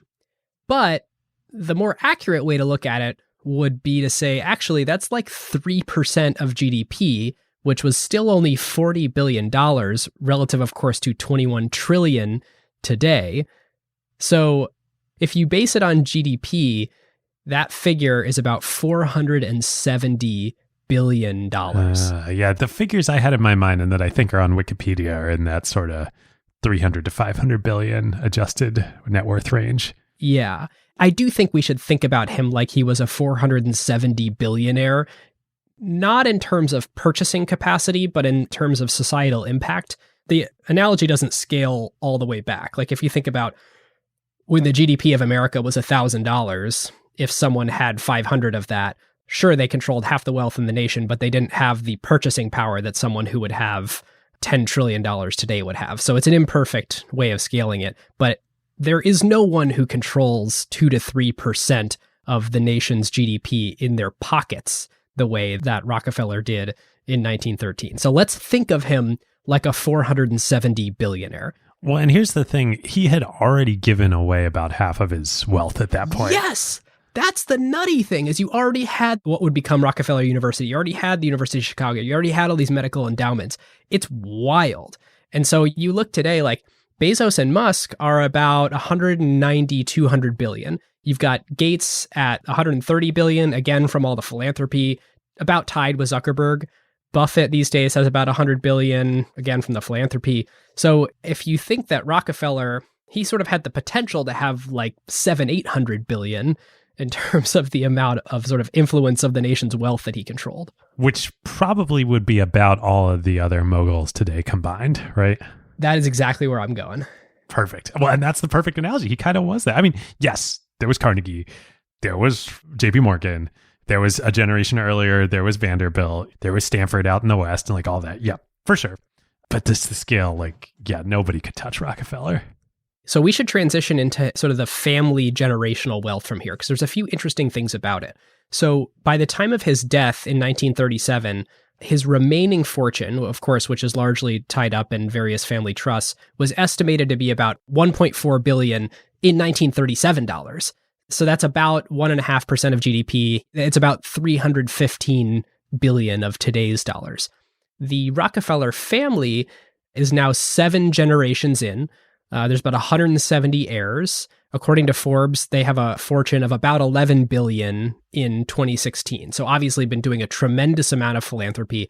I do think that 11 billion, it's kind of an unknown. We can estimate it all we want, but like there are multiple Rockefeller family trusts and philanthropies and wealth management groups. And, you know, it's a maze. There is literally a business and a business ecosystem around the Rockefeller family, which is crazy. I actually went to college with several of them. RockCo is a wealth management firm for the Rockefeller family. Venrock, the venture capital firm. Yes. Okay, so this is what I wanted to talk about. So obviously the Rock is Rockefeller. And for those not familiar who want a crazy tie from this episode to modern day, Venrock was one of the earliest investors in none other than Apple Computer. That's right. That's right, it was. Just amazing how full circle this comes. Alongside Arthur Rock. Yep. So this really bucks the trend of, have you ever heard the phrase, David, shirt sleeves to shirt sleeves in 3 generations? I didn't know the 3 generations part, but I've heard shirt sleeves to shirt sleeves, yeah. It's like the general idea that because of taxes and the fact that this is when you have heirs and they have heirs and they have heirs, this is an exponential distribution of wealth. So it just, everything keeps getting cut in smaller and smaller pieces pretty quickly. That has not been the case. Yeah, that's not been the case. But I think the other thing, obviously not in every case, but it's pretty hard, quote unquote, nobody would shed any tears, but you know, maybe you should. It's a hard psychological set of cards to be dealt. Yes, boo-hoo, trust fund of multi-billion. Right, but it wreaks havoc on people's psychology. How do you go live a regular life when you know you have that in the bank? So I just find it fascinating how like the shirt sleeves to shirt sleeves thing hasn't really been true. There's been no real like major lawsuits that we know of or feuds or public scandals. They're out of the news. It's this family with 170 heirs that still wields tens of billions of dollars at the very least, is involved in all these projects, and you really never hear about them. Yeah. You know, again, because like when we were talking about the philanthropy, like Rockefeller didn't want his name on stuff. So, you know, all these universities, all this stuff, you know, you don't know that it's Rockefeller money. But then there's the one great exception of Rockefeller Center. Yeah, so I got the list. You ready? Yep. So this is what I spent my last hour doing before we recorded. So we talked about Spelman College. We talked about the University of Chicago. We talked about Rockefeller University and all the unbelievable medical breakthroughs. We talked about the grant that he made to Johns Hopkins that ended up funding the discovery of a cure for scarlet fever, which is pretty cool. And then, so this continues. From 1915 to 1940, Junior financed, designed, and directed the construction of a network of carriage roads through Acadia National Park, and then refinanced the whole restoration of the park in 1947. So it's this really interesting thing where Junior, whereas Senior kind of left his mark in medical research, he decided that that was something that he could do that was not necessarily religious, but moral. And so it aligned well with his religious views and the stamp that he wanted to put on the world. In fact, Rockefeller was so well known for being the medical donor that when Carnegie got approached with projects like this, he would go, "I do believe you're looking for Mr. Rockefeller." Rockefeller put his stamp there. Junior was a naturalist. He really wanted to endow parks and things like that. So check this out. Junior was a huge part of the donation to restore and recreate Colonial Williamsburg. Yes. For anybody that's been there. Yep. That was the main funding of the recreation of Colonial Williamsburg. Yep. Congress in 1926 authorized the creation of the Great Smoky Mountains National Park, but there was no nucleus of federally owned land to actually develop it. So Junior contributed $5 million in 1926 dollars. The U.S. government then kicked in $2 million, and private citizens from Tennessee and North Carolina pitched in to assemble the land for the park piece by piece. Junior led the round. The government participated, basically. Yes.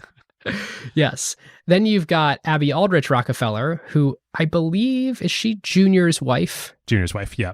Oh, you going to talk about what I think you're going to talk about here? The MoMA. The MoMA. Museum of Modern Art in New York City was her brainchild. Which, the land that the MoMA's on, the buildings, the space, Yeah. those were the first Rockefeller mansions in New York. Oh, no way. I think they tore down the buildings, and the MoMA is a new building there. But that land was when the family first moved from Cleveland to New York.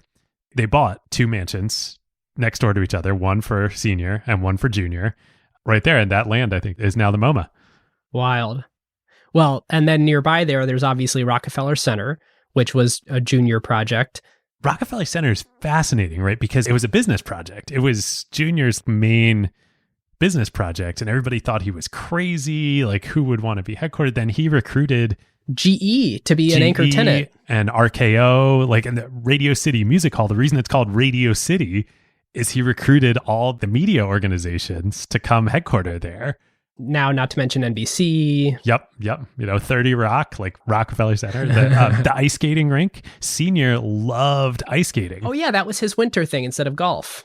And I think ice skating even started earlier in his life. It did, yeah, back in Ohio.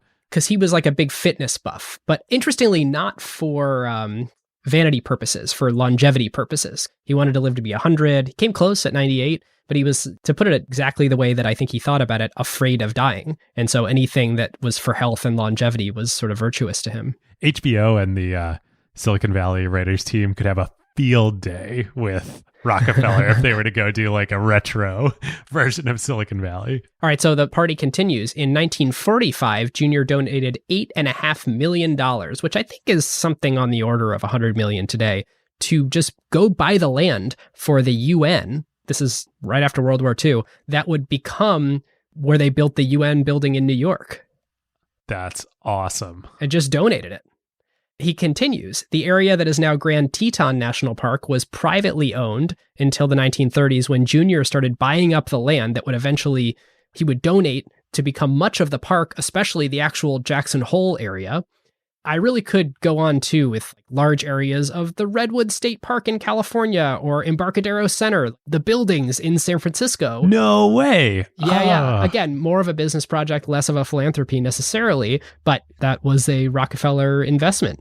This family, this man, and the company and then companies, the foundation, the institutions, and then the family that he begat. Like every aspect of American life was touched and modernized by the Rockefellers. It's insane. Yeah. You're playing right into what I tried to say at the top of the show and what I was alluding to when our world is a Rockefeller shaped one and in more ways than just Standard Oil. All right. Well, there's definitely some playbook and other things that I want to talk about here. But first, let's talk about power. So we reviewed, I think we probably did the 7 powers justice in part 1, and we don't need to do it again. But I do want to make a point especially because we sort of teased it in the intro of where did they have legitimate business practices and where did they kind of run afoul, where the initial power that they had in the business really came from like their operating excellence, creating economies of scale, innovating clever production inventions and refining. But then later on, they clearly leveraged their scale position to like put competitors out of business, screw over partners like the railroad, try and gobble up as much of the value chain in really sort of nefarious ways. And eventually, they just straight up used racketeering and bribery to sort of ensure that their very profitable business at 90% market share could continue. One fun little sidebar that I missed in the notes on that literally was straight up bribery. I think we've only talked about political campaign donations. Archbold was really somebody. When he took over, he actually put legislators on the payroll. Not campaign donations, just like you get $15,000 a year. You get $20,000 a year to do what we want in perpetuity. I think the best way to put it is probably they became unsatisfied with what they had accomplished and they just kept pushing. This is probably the right transition point to what would have happened otherwise. I mean, what if the trust hadn't gotten broken up? And I think we should examine it from Standard Oil shareholders' perspective, which I think we're all going to say like, well, it would have been worse. Consumers' perspective and then competitors' perspective. And in part, maybe even before what would have happened if they hadn't been broken up, maybe we should examine what would have happened if they hadn't gone into nefarious business practices. What if they just were the leading innovator and they had the best operational excellence and they were operating at large scale so they could have legal scale dynamics out at play? Yeah. It's funny. My thoughts on this, it's like I don't know, we were talking about boiling points earlier in the episode. I think up until a certain point, as we hopefully laid out in part one, what they were doing was, I don't want to bring morals into it, but it was a chaotic point in both American history and in the industry. It was chaos in the oil industry in the early days. And kind of, is Rockefeller's argument, right? We would have all beat each other to death. And maybe we would have emerged the winner eventually, but we accelerate. It's like Foundation, for people who've read Asimov's Foundation, right? Like the whole premise is there will be chaos for 50,000 years or 1,000 years if we have the Selden plan to like get everybody through to the other side, and it'll happen much faster and suffering will be alleviated. That's what Standard Oil did in the early days. I would say that there is a lot of merit to that. But once that happened, especially after Rockefeller left, Archbold and the other cronies, they kept using those tactics even after they'd already crossed the point. And that was bad. They were insatiable. Even some of the more nefarious tactics, you're right, probably led to good things for everyone, especially for the people who did end up taking Standard Oil shares rather than being run out of business. But then at some point, it doesn't accrue benefit to anyone in the ecosystem to keep pressing your advantage. And the damning piece of evidence here, I don't have the numbers in front of me, but it's in Titan that Chernow quotes. It's actually just a small part of the book. I wish he'd spent more time on it. At a certain point, just like Uber and Lyft today are all monopoly or duopoly type businesses, at a certain point, they did start raising prices on consumers. And in those early days, it was great for consumers. They kept prices artificially low, et cetera, et cetera. But once they did wipe out all the competition, and Rockefeller was against this, but the cronies started doing it, they started raising prices and exploiting monopolistic pricing power. So at a certain point, I think it did become at least not as good for consumers. Consumer harmful. Yep. Okay, so what if the trust wasn't broken up? Yeah, it would have eventually become worse for consumers. Well, the competitors thing is interesting. So we've already talked about shareholders. It was great for shareholders that they got broken up. For competitors, it's interesting to me that there was already a very legitimate competitive set emerging by 1906, and certainly by 1911 when they had less than 2/3 market share at that point. Yep. I don't think competitors were having a hard time at this point in history because of the maturation of discovery and drilling technology that we realized there was just way more oil out there than we realized. You drill into the Earth's crust under most countries in the world, and you're going to find some oil. And I think that would have eventually driven down their market share, even if the government hadn't broken them up into 34 constituent parts. So we thought, we were debating, like, how do we grade this? What analysis do we do? You know, we've talked a little bit about powers here, but we mostly covered that in the last episode. You know, we're going to end with a grade here in a minute, but we want to add a special section for this episode, which is one of our motivations for doing this series, other than like, it's a really freaking great story and we love telling good stories, is like, duh, this is happening again now, you know, with tech. Or let's at least say it's happening in social networking where they're being rolled up together. It's happening in... Actually, that's the chief offender. Well, and Amazon too, and e-commerce. Yeah, but not in this like rolling up way. Facebook is the most direct comparable thing to Standard Oil. Apple has plenty of offenses in potentially abusing their App Store privilege, but I think that's a little bit of a different thing. Yeah. Certainly on the antitrust sentiment in the public, though, I think that expands to all of big tech right now, in the government and in the public, not just social networking. Yep. Somehow not Microsoft this time around, but yeah. Yeah, right. They already had their day in court. But yeah, so anyway, we thought this was a really apt thing to do right now. And so we thought for this section, we would kind of just brainstorm and go through and catalog, like, all right, what are the similarities and differences? Let's enumerate them between the Standard Oil story and the situation with big tech today. And this is the one, I hadn't thought about this before we recorded, but as you were saying, the market had already started to change by the time the breakup happened, and the competitors were emerging in a way that nobody thought they could before, and that was because of market conditions. I think that's happening now too. Are you saying that Calibra is not going to win Web3? I doubt it. I seriously doubt it. But yeah, like if we rewind 2 to 3 years ago, talking to LPs about venture capital fundraising 2 to 3 years ago is where this was like really acute. There were conversations happening where a legitimate concern was, why should we invest in startups right now? Because big tech is settled. Well, and they're going to eat everything between Facebook and Amazon and Google and Apple, and all the returns are accruing to scale in a way that's never happened in this industry before, and it's just going to happen indefinitely. Any new market or idea of any import that comes along, the best you're going to be able to hope for is that Facebook buys you for a couple $2 billion. It seemed dire out there. Fast forward to today, and like, I don't know about you, Ben, but I am wildly excited about investing in startups and not in big tech companies. Oh, it feels like the same way that it was at the beginning of the mobile era. It feels like this explosion right now, in particularly Web3, and a lot of crazy wrong stuff out there, but there's so much heat and energy, and it's such a new paradigm. Yep. And it's not just crypto and Web3. How many independent multi-billion or tens of billions of dollars public SaaS companies are there out there now? Like Amplitude just went public. There's a new $5 to $10 billion IPO every other day right now. A few years ago, that would have been unimaginable. So true. And it's funny you said a few years ago, the Ben Thompson article, The End of the Beginning, which lays out this hypothesis. And he has a really good analysis on it. I think it's probably the best analysis done on, are we done creating new big tech companies forever? That was January of 2020. Oh, wow. Hadn't been that long. Wow.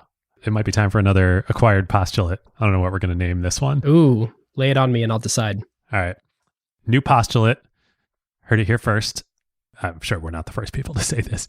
Anytime somebody declares the end of something, this game is over, this market is over, blah, blah, blah. They're wrong. That is the bottom of the market and is all going up from there because it is never the end. What was the year that the Inspector General of the USPTO said that everything's already been invented? Oh, I don't know that one. That's one of these best quotes ever. So good. Yeah, it's a really good point. Oh, and just real quick, all those LPs in 20... Oh my God, I'm just thinking about this. I love LPs as a class, but like 2016, 2017, 2018, when they were nervous and like worried about this and not wanting to invest in venture capital. Oh my God, those were the best years to be investing in venture capital. That's a great point. Well, I want to make a little bit of an argument against regulation, or at least the nervousness that regulation gives me. Regulation, by definition, will always limit innovation because it says you can do less stuff in the world. Yep. It's prescriptive. Yes. And a lot of times that's good. A lot of times that stuff shouldn't be done. People's creativity can lead them to do destructive things. But it does seem to be the case that paradigms break monopolies. And so we may not need legislation or the courts to do it, and that these things will play themselves out. By the fact that 21 years after the Sherman Antitrust Act, Standard Oil's monopoly position was already unseated by the time the ruling came down. If there's so much value destruction going on by a monopoly that we can't afford to wait it out, that's one reasonable argument to either have law or courts change this. But paradigm shifts happen, new technologies happen, and they will always unseat incumbents. And in particular, in this one, it was the advent of electricity that unseated kerosene, and the creation of the internal combustion engine and the massive desire for gasoline, that sort of undid the invention of electricity because suddenly there was this massive market available. But then right around the same time again, oil's discovered freaking everywhere and we can drill it very easily everywhere. So you sort of have this massive destabilizing force driven by technology in our ability to go find this product elsewhere. Yep. I like that. So I guess where I'm going with that is it may not always be necessary to go trust bust as long as we're willing to sort of wait it out and if there's coincidental timing of a new technology sea change. Which I think is the argument that is at least so far kind of carried the day in terms of what's actually happened with big tech, at least in America, not in China, but in America of, gosh, these are like big hammers and you got to be really careful about wielding them. And maybe it's better to let it play out a little longer before you bring the hammer down. Yeah. This is why I was saying that Facebook is the most similar thing to Standard Oil. And just to be extremely blunt about it, Facebook buying Instagram and WhatsApp is a lot like Standard Oil's Cleveland Massacre and, the subsequent roll-up of all these other refiners elsewhere. Oh, the parallels are exact, right? Yeah. Like literally Zuck went to these founders back in the day and was like, love what you're doing. Here's my competing product that I'm launching next week, like. Yeah, here is the ultimatum. And I'm wondering if the internet and software makes it so that acquisition is not the only way, like growing horizontally via acquisition is not the only way to play Standard Oil's playbook. Should we be concerned about Apple or about Amazon's antitrusty stuff that might look like Standard Oil in a different way that is not rolling up? Mm-hmm. Those are more sort of like platform concerns. Platforms either competing with the vendors on them or perhaps abusing their position in the value chain to take too much of a rake, or as Bill Gurley would say, a rake too far. Obviously the 30% thing with Apple. Those, I think, are different than what we're talking about here with Standard Oil. Well, if anything, I think Standard Oil actually was I don't know, what's better, what's worse, depends on your perspective, but to my perspective, played these aspects better because they could have taken a rake too far on so many things. But as we talked about in the first episode, they didn't want to put all their partners out of business. They could have crushed the railroads under their foot at any time, but they didn't want to. They wanted them to profit and thrive. Ooh, maybe actually that's more like Apple, where like Apple's keeping the take rate where it is. They're going to take an insane amount of the profits of the work of these partners, but they want to keep the partners around. Like Apple's not going to, they're like, well, we don't want to go build every app. So it's good to have a developer ecosystem building apps. Whereas Standard Oil was like, I'm not sure we want to actually be the railroads, but it's really nice to extract as much value from them as we can. Yep. I don't know if I ever even knew the numbers well enough to say in terms of the relationships with the railroads. But I think, I don't know, Apple, maybe this is just sentiment, but like, God, that 30% feels really unjustified. Whereas I don't think Standard with the railroads and their other partners wanted the partners to feel like they were taking an unjustified piece of the pie. They wanted them to know that they could at a moment's notice. But I think they really did value warm relations, so to speak. Interesting. All right, before we move on to a couple fun little last tidbits, I know you have, Ben, before we grade, two more similarities I want to highlight, resonances between the Standard Oil and the big tech situation. One is I'm just struck by that quote about Standard Oil of Indiana at the end, and that the sort of young Turks in the ranks thought it was great when the breakup happened. I think part of what was going on there is the old guard became so ossified in their view of how the world worked and weren't seeing reality anymore. And I think about not all the big tech companies, but again, to pick on Facebook, this really seems on the outside to be the case with Facebook right now and like the Facebook files and everything going on with the Wall Street Journal. It really seems like leadership there. Again, what's right or wrong, when the Tarbell articles came out and Rockefeller and everybody was like, oh, we don't need to say anything here. They're playing this wrong. I bet there are a lot of people deep within the organization that are actually doing the work who are like, we should have a different strategy here, but can't have their voices heard, Anyway, that's one. The other one, similarly, that I want to highlight is the press. This sort of dual, the angelic and the less angelic side of the press and people and journalists and their motivations. This is playing out, obviously, real time in so many places in tech. Yes, the press is doing great, super valuable, incredibly important investigative work. And yes, they are also humans. And the New York Times hates Facebook. Yes, they're also humans with agendas. That was true then and it's true now. At the end of the day, all of this is a bunch of humans doing things that they are incentivized to do for whatever biological, chemical reasons they're incentivized to do them. Yep. So the standard trademark was doled out as a part of the breakup to the 34 child companies, and each owns a different set of states that they can use it in. Many of these states have a use it or lose it clause in their trademark. And so in many of these states, including California, where Chevron owns the standard trademark, there is 1 or 2 gas stations that will carry the logo of the company you're familiar with, but say the word standard. And there's a great one in downtown San Francisco that you can go drive by and be like, wait, I'm sorry, what? Standard. It lives. It's at Market and Van Ness, right? Yep. You drive and you're like, whoa, that should be a Chevron station, but it says standard on it. So weird. Such a fascinating, it's fun to like see a remnant of American history on your commute. Yep. The second one is a very interesting harbinger of what's to come. The foundation, the Rockefeller Foundation's assets, starting all the way back with Standard Oil, and then, of course, in what it was broken up into, an enormous holding, as you can imagine, is the oil companies, in particular ExxonMobil. In December of 2020, just this last year, the foundation pledged to dump their fossil fuel holdings. So you have the original oil money pledging divestment. Yeah, interesting. So that'll be fascinating to watch how that plays out. Is it that they've pledged to do it, but they haven't? I don't know what the time frame is yet. I assume they're not going to just dump all of it on the market all at once. Unload a bunch of Exxon on the market? Yeah, probably not. But to hear John Dee's descendants pledging, it's this delicious dichotomy of John Dee believing that we should hold on to the standard shares because they're going to be so valuable forever and hoard them. And now, finally, we're at this moment in history where we're realizing how really terrible it is to burn all these fossil fuels. And even the largest holder of the remnant shares of the Standard Oil Company is now saying it is time for us to get rid of these. Yeah, it'd be super fun to find.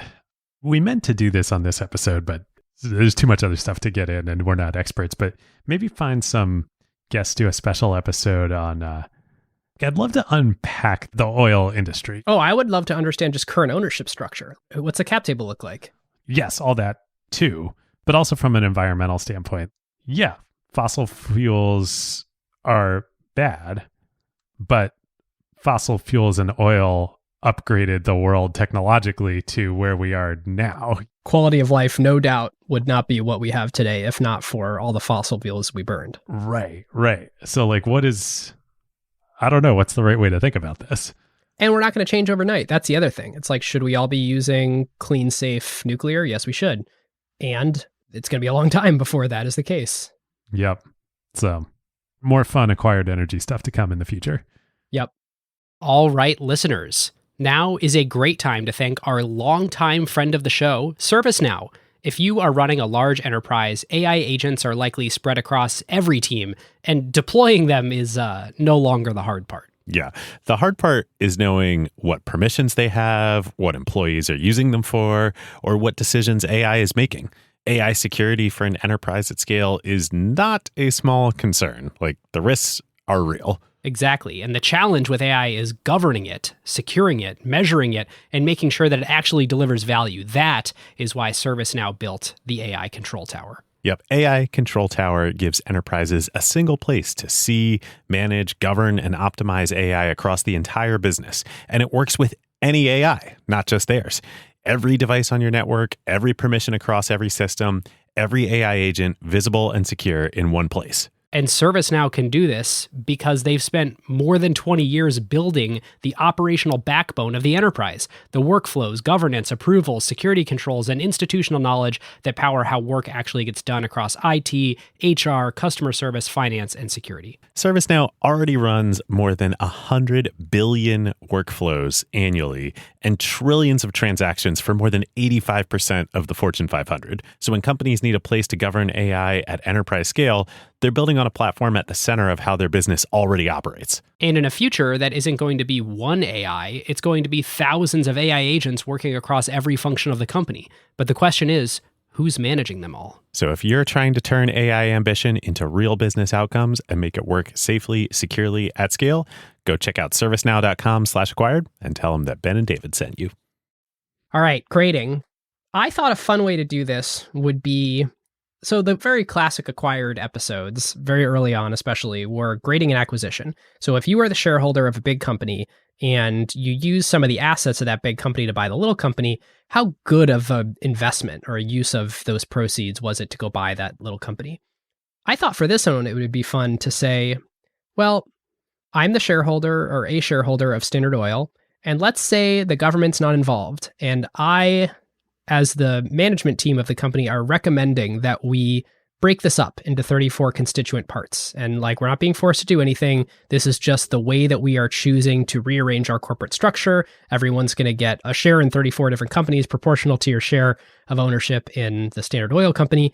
And that is the transaction that we are electing to make as a corporation. Are you saying it would be like, I don't know if you're like a shareholder or a board director at Amazon, and do I want to hold Amazon shares with everything, or do I want AWS shares and Amazon shares? Exactly. Or SpaceX, and you're like, do I want to hold SpaceX shares and Starlink shares? Or even going back to our eBay episode with PayPal, how good of an idea was it to do the spinoff for shareholder value? So I'm leading the witness here, but I don't think it's an A+ necessarily, but it's definitely an A that they did this from a pure shareholder value perspective, in finally being able to open the books, see how good of a business each of these things were. And there's an open question in my mind of, what if you could just open the books of Standard Oil as a whole rather than break it into a bunch of little parts? But there is no arguing with, it was a great move. Again, I'll say it, and it sounds dirty saying it because it's just such a corporate capitalist phrase, but great move for shareholder value to break it up. Oh man, this was the OG value unlock move. This is what, investment bankers would be just salivating over today. Oh, can you imagine the fees on this deal too? You can make so many slide decks. Funny story. I was talking to a friend earlier today. He'll laugh when he listens to this. No identities or anything revealed here, but who was an investment banker back a few years ago, who his group covered Tesla. And he was telling me about the 420 day, the day that Elon tweeted funding secured, and just the mass chaos that unleashed on Wall Street. Oh, they were like, who's doing the deal if it's already secured? Well, once everybody figured out, the deal was in flux, just the fee potential that everybody's eyes lit up to we got to get in to be, lead advisor on whatever this deal is going to be, and signing up different buyers and partners. And I can only imagine the situation if you were a banker and you heard that Standard Oil was considering a spin out, it would have been that times 10. Yeah, in reality, you actually had 5 years of preparation and lighting up the transaction to do, so it was probably a little bit more organized, but that actually wasn't covered much in Titan, so I'm curious for a more financial history of the breakup to cover. There's got to be a Barbarians at the Gate of the Standard Oil breakup. Ooh, that would be so good. All right. So, David, what's your grade for you're a shareholder in Standard Oil? This is for sure an A on every dimension. I mean, we've already covered it. Like, there's no dimension where this is bad. And it's, I don't know, it's probably borderline A plus. Like, I don't know, like, this is a great, for this type of transaction, I can't think of anything better. Like, this is great. The way that you could actually calculate some kind of return on it is you look at the appreciation in the ensuing decades and compute some kind of IRR on all the component parts and try and look at it versus the previous 15-year IRR on the appreciation of the actual shares of Standard. You get Archbold and Rogers and all that, all those guys out of there and turn these places into legitimate operations. Like, oh, it's fantastic. Young Turks, gasoline centers. Yeah. All right. What do you think? I mean, it's an A. These companies went on to become the most valuable companies in the world until big tech, you know? All right. So what does this portend for big tech breakups? Like, should Amazon spin out AWS? So I'm of the opinion that it's indifferent with Amazon. First of all, we know the size of both businesses. I don't think that it's them both being under one umbrella is creating drag for either one of the organizations. I think Amazon knows how to move pretty fast with both of them. But I also don't buy the we're our own first and best customer thing in a way that is value creative on the scale of, oh my God, they're so much better together than they would be apart. I think that's always been a myth that Amazon is the first and best customer of AWS. Like, I don't think that's actually true. Well, it took a while to move over all the Amazon stuff that was written not on AWS. Yeah, they were still using Oracle until last year. Yeah.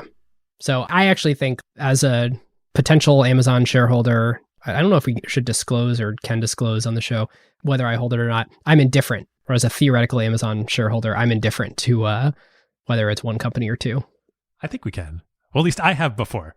I saw Uncle Stuart in our Slack community. He tweeted today with his current valuated holdings portfolio. So all bets are off now. All bets are off now. We're in Stonkland. We're in uncharted territory. Yeah. Amazon is, I don't know if it's my biggest holding. I think I have more Bitcoin than Amazon. But anyway, top 3 for sure.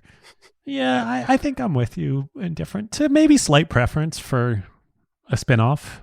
I think it would probably unlock some get a little Standard Oil value. In you. But it's probably just recency bias by just having done this episode here. Yep. All right, let's move on to Carve Outs. Yeah, let's do it. What do you got? All right, 2 for me. The first one is the upcoming MacBook Pro with an M1X or an M2 or whatever. I so desperately need this that this is your white whale. Pre-making it my carve out just to will it into existence sooner. I was looking around for what should be my carve out, and I looked at my computer and I was like, well, not that thing. You're going to end up never upgrading your computer because you're just holding out. I need it so bad. I think I told you a year ago that you should have just gotten a Air. I'm on the M1 Air. It's freaking fantastic. And then just sell it and get I want the Superbook. Dude, you should just get an Air, use it, and then sell it. You will lose $10 on it. These things keep their value so much. You're right. If I'm willing to get a new iPhone every year, like a degenerate. But we're so close now. All right, if they don't announce this damn thing, right? See, I thought it was 3 months away forever. Right. I think if this is not out by December, I'm literally going to buy you an Air and I'm going to send it to you and then I'm going to charge it to Acquired. Fair. Count me in. I've said it on air. You have my verbal signature. The Air is really good. I bet. Okay. I have a second one though. We at PSL Ventures just invested in a great company called Starfish Space alongside our friends at NFX and Mac Venture Capital. This company is so freaking cool. This is my first space investment from PSL. Oh, you've been wanting to do this forever. And this company is so cool. It's effectively an outer space tugboat. It's a tiny little satellite that you launch and it attaches to other satellites and can tweak them a little bit. It can just move them back into orbit gently. It can do things like extend the life of satellites.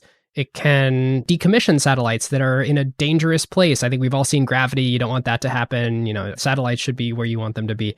It's autonomous. It uses electric propulsion. It uses this really cool novel technique to dock to other satellites. That's a super versatile way to do it.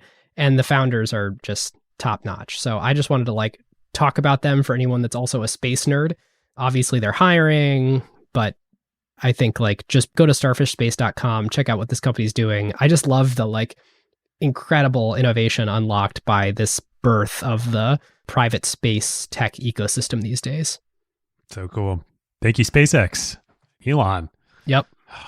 Man, we gotta listeners keep telling us not to do this because we get people's hopes up, but I'll do it anyway. We gotta do some more Elon stuff. We gotta do like a Tesla part 2. Elon, if you're listening, we officially accept. You're invited.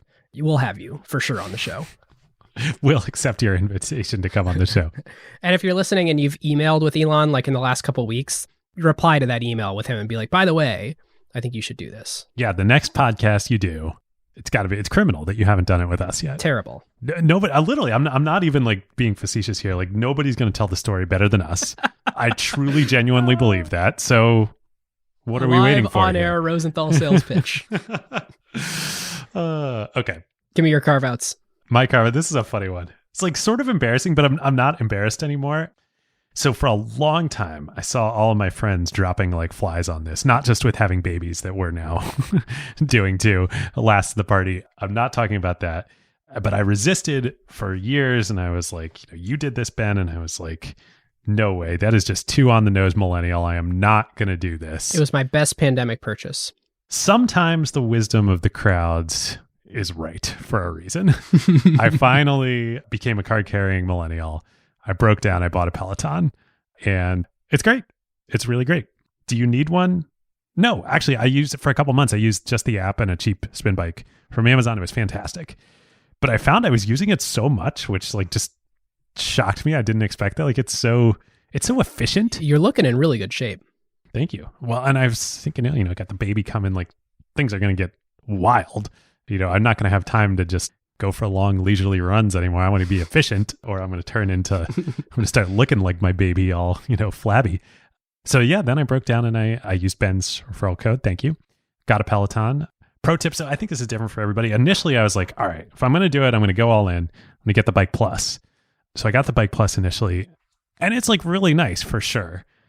But I had used a regular Peloton before, and I was like, this is not, especially with the price drop on the regular Peloton, this is not $1,000 more nice. I can't believe it's $1,000 difference.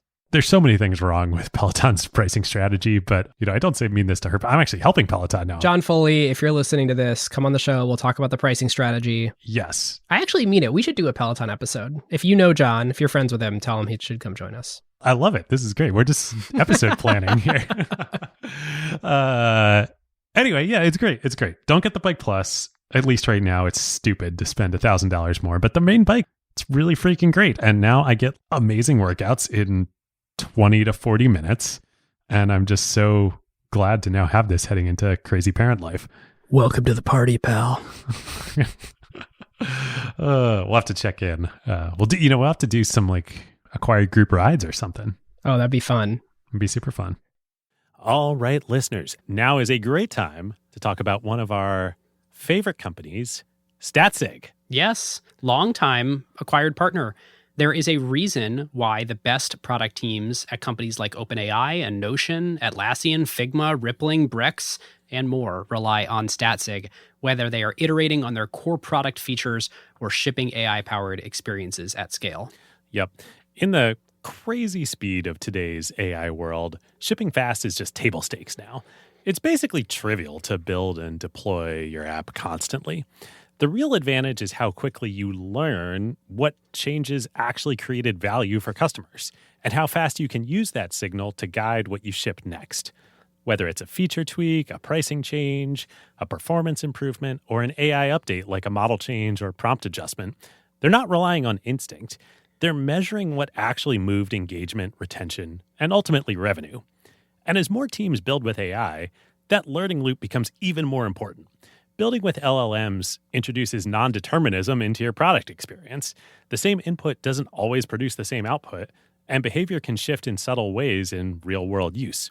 So doing offline evals will give you part of the picture, but you can really only understand the impact once your product is live with real users, and then you can measure how their behavior actually changes. It's very different than the way that you would ship features in a pre-AI world where you knew exactly what the software was going to do in production. Yeah, exactly.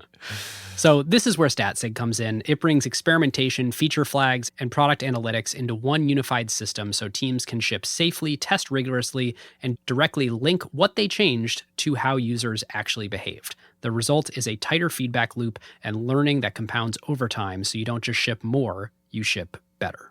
So if you want to make learning your competitive advantage, whether you're building new AI experiences or just evolving your existing core product, go to statsig.com/acquired to get started. There's an acquired Slack. It's got a great URL, acquired.fm/Slack, nice and memorable. We are launching a thing. I think maybe, depending on the order of these episodes as they come out, we will have told you about this on a previous episode. But if not, then we are announcing today, for the first time, or the second time, the existence of the Acquired Job Board.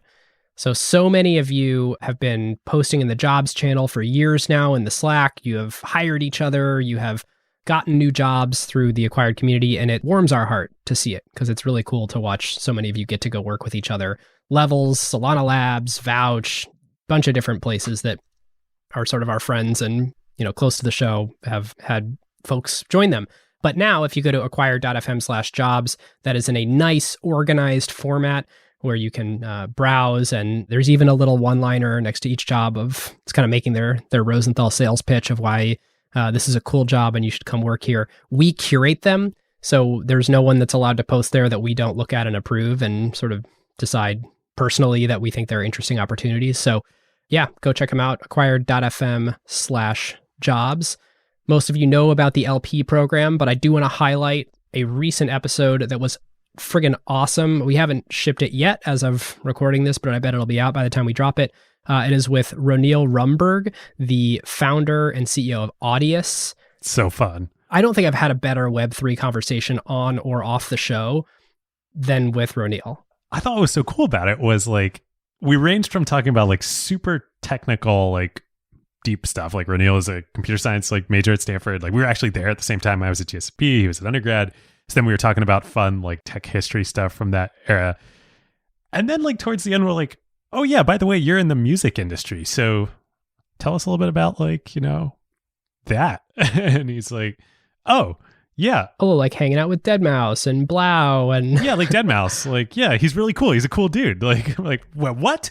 Yeah, for people who don't know, Audius is crazy. It has 6 million users and it's a crypto application. I think that Brave and MetaMask are probably the 3 largest applications by user count in all of crypto right now. Web3, yeah. Yeah.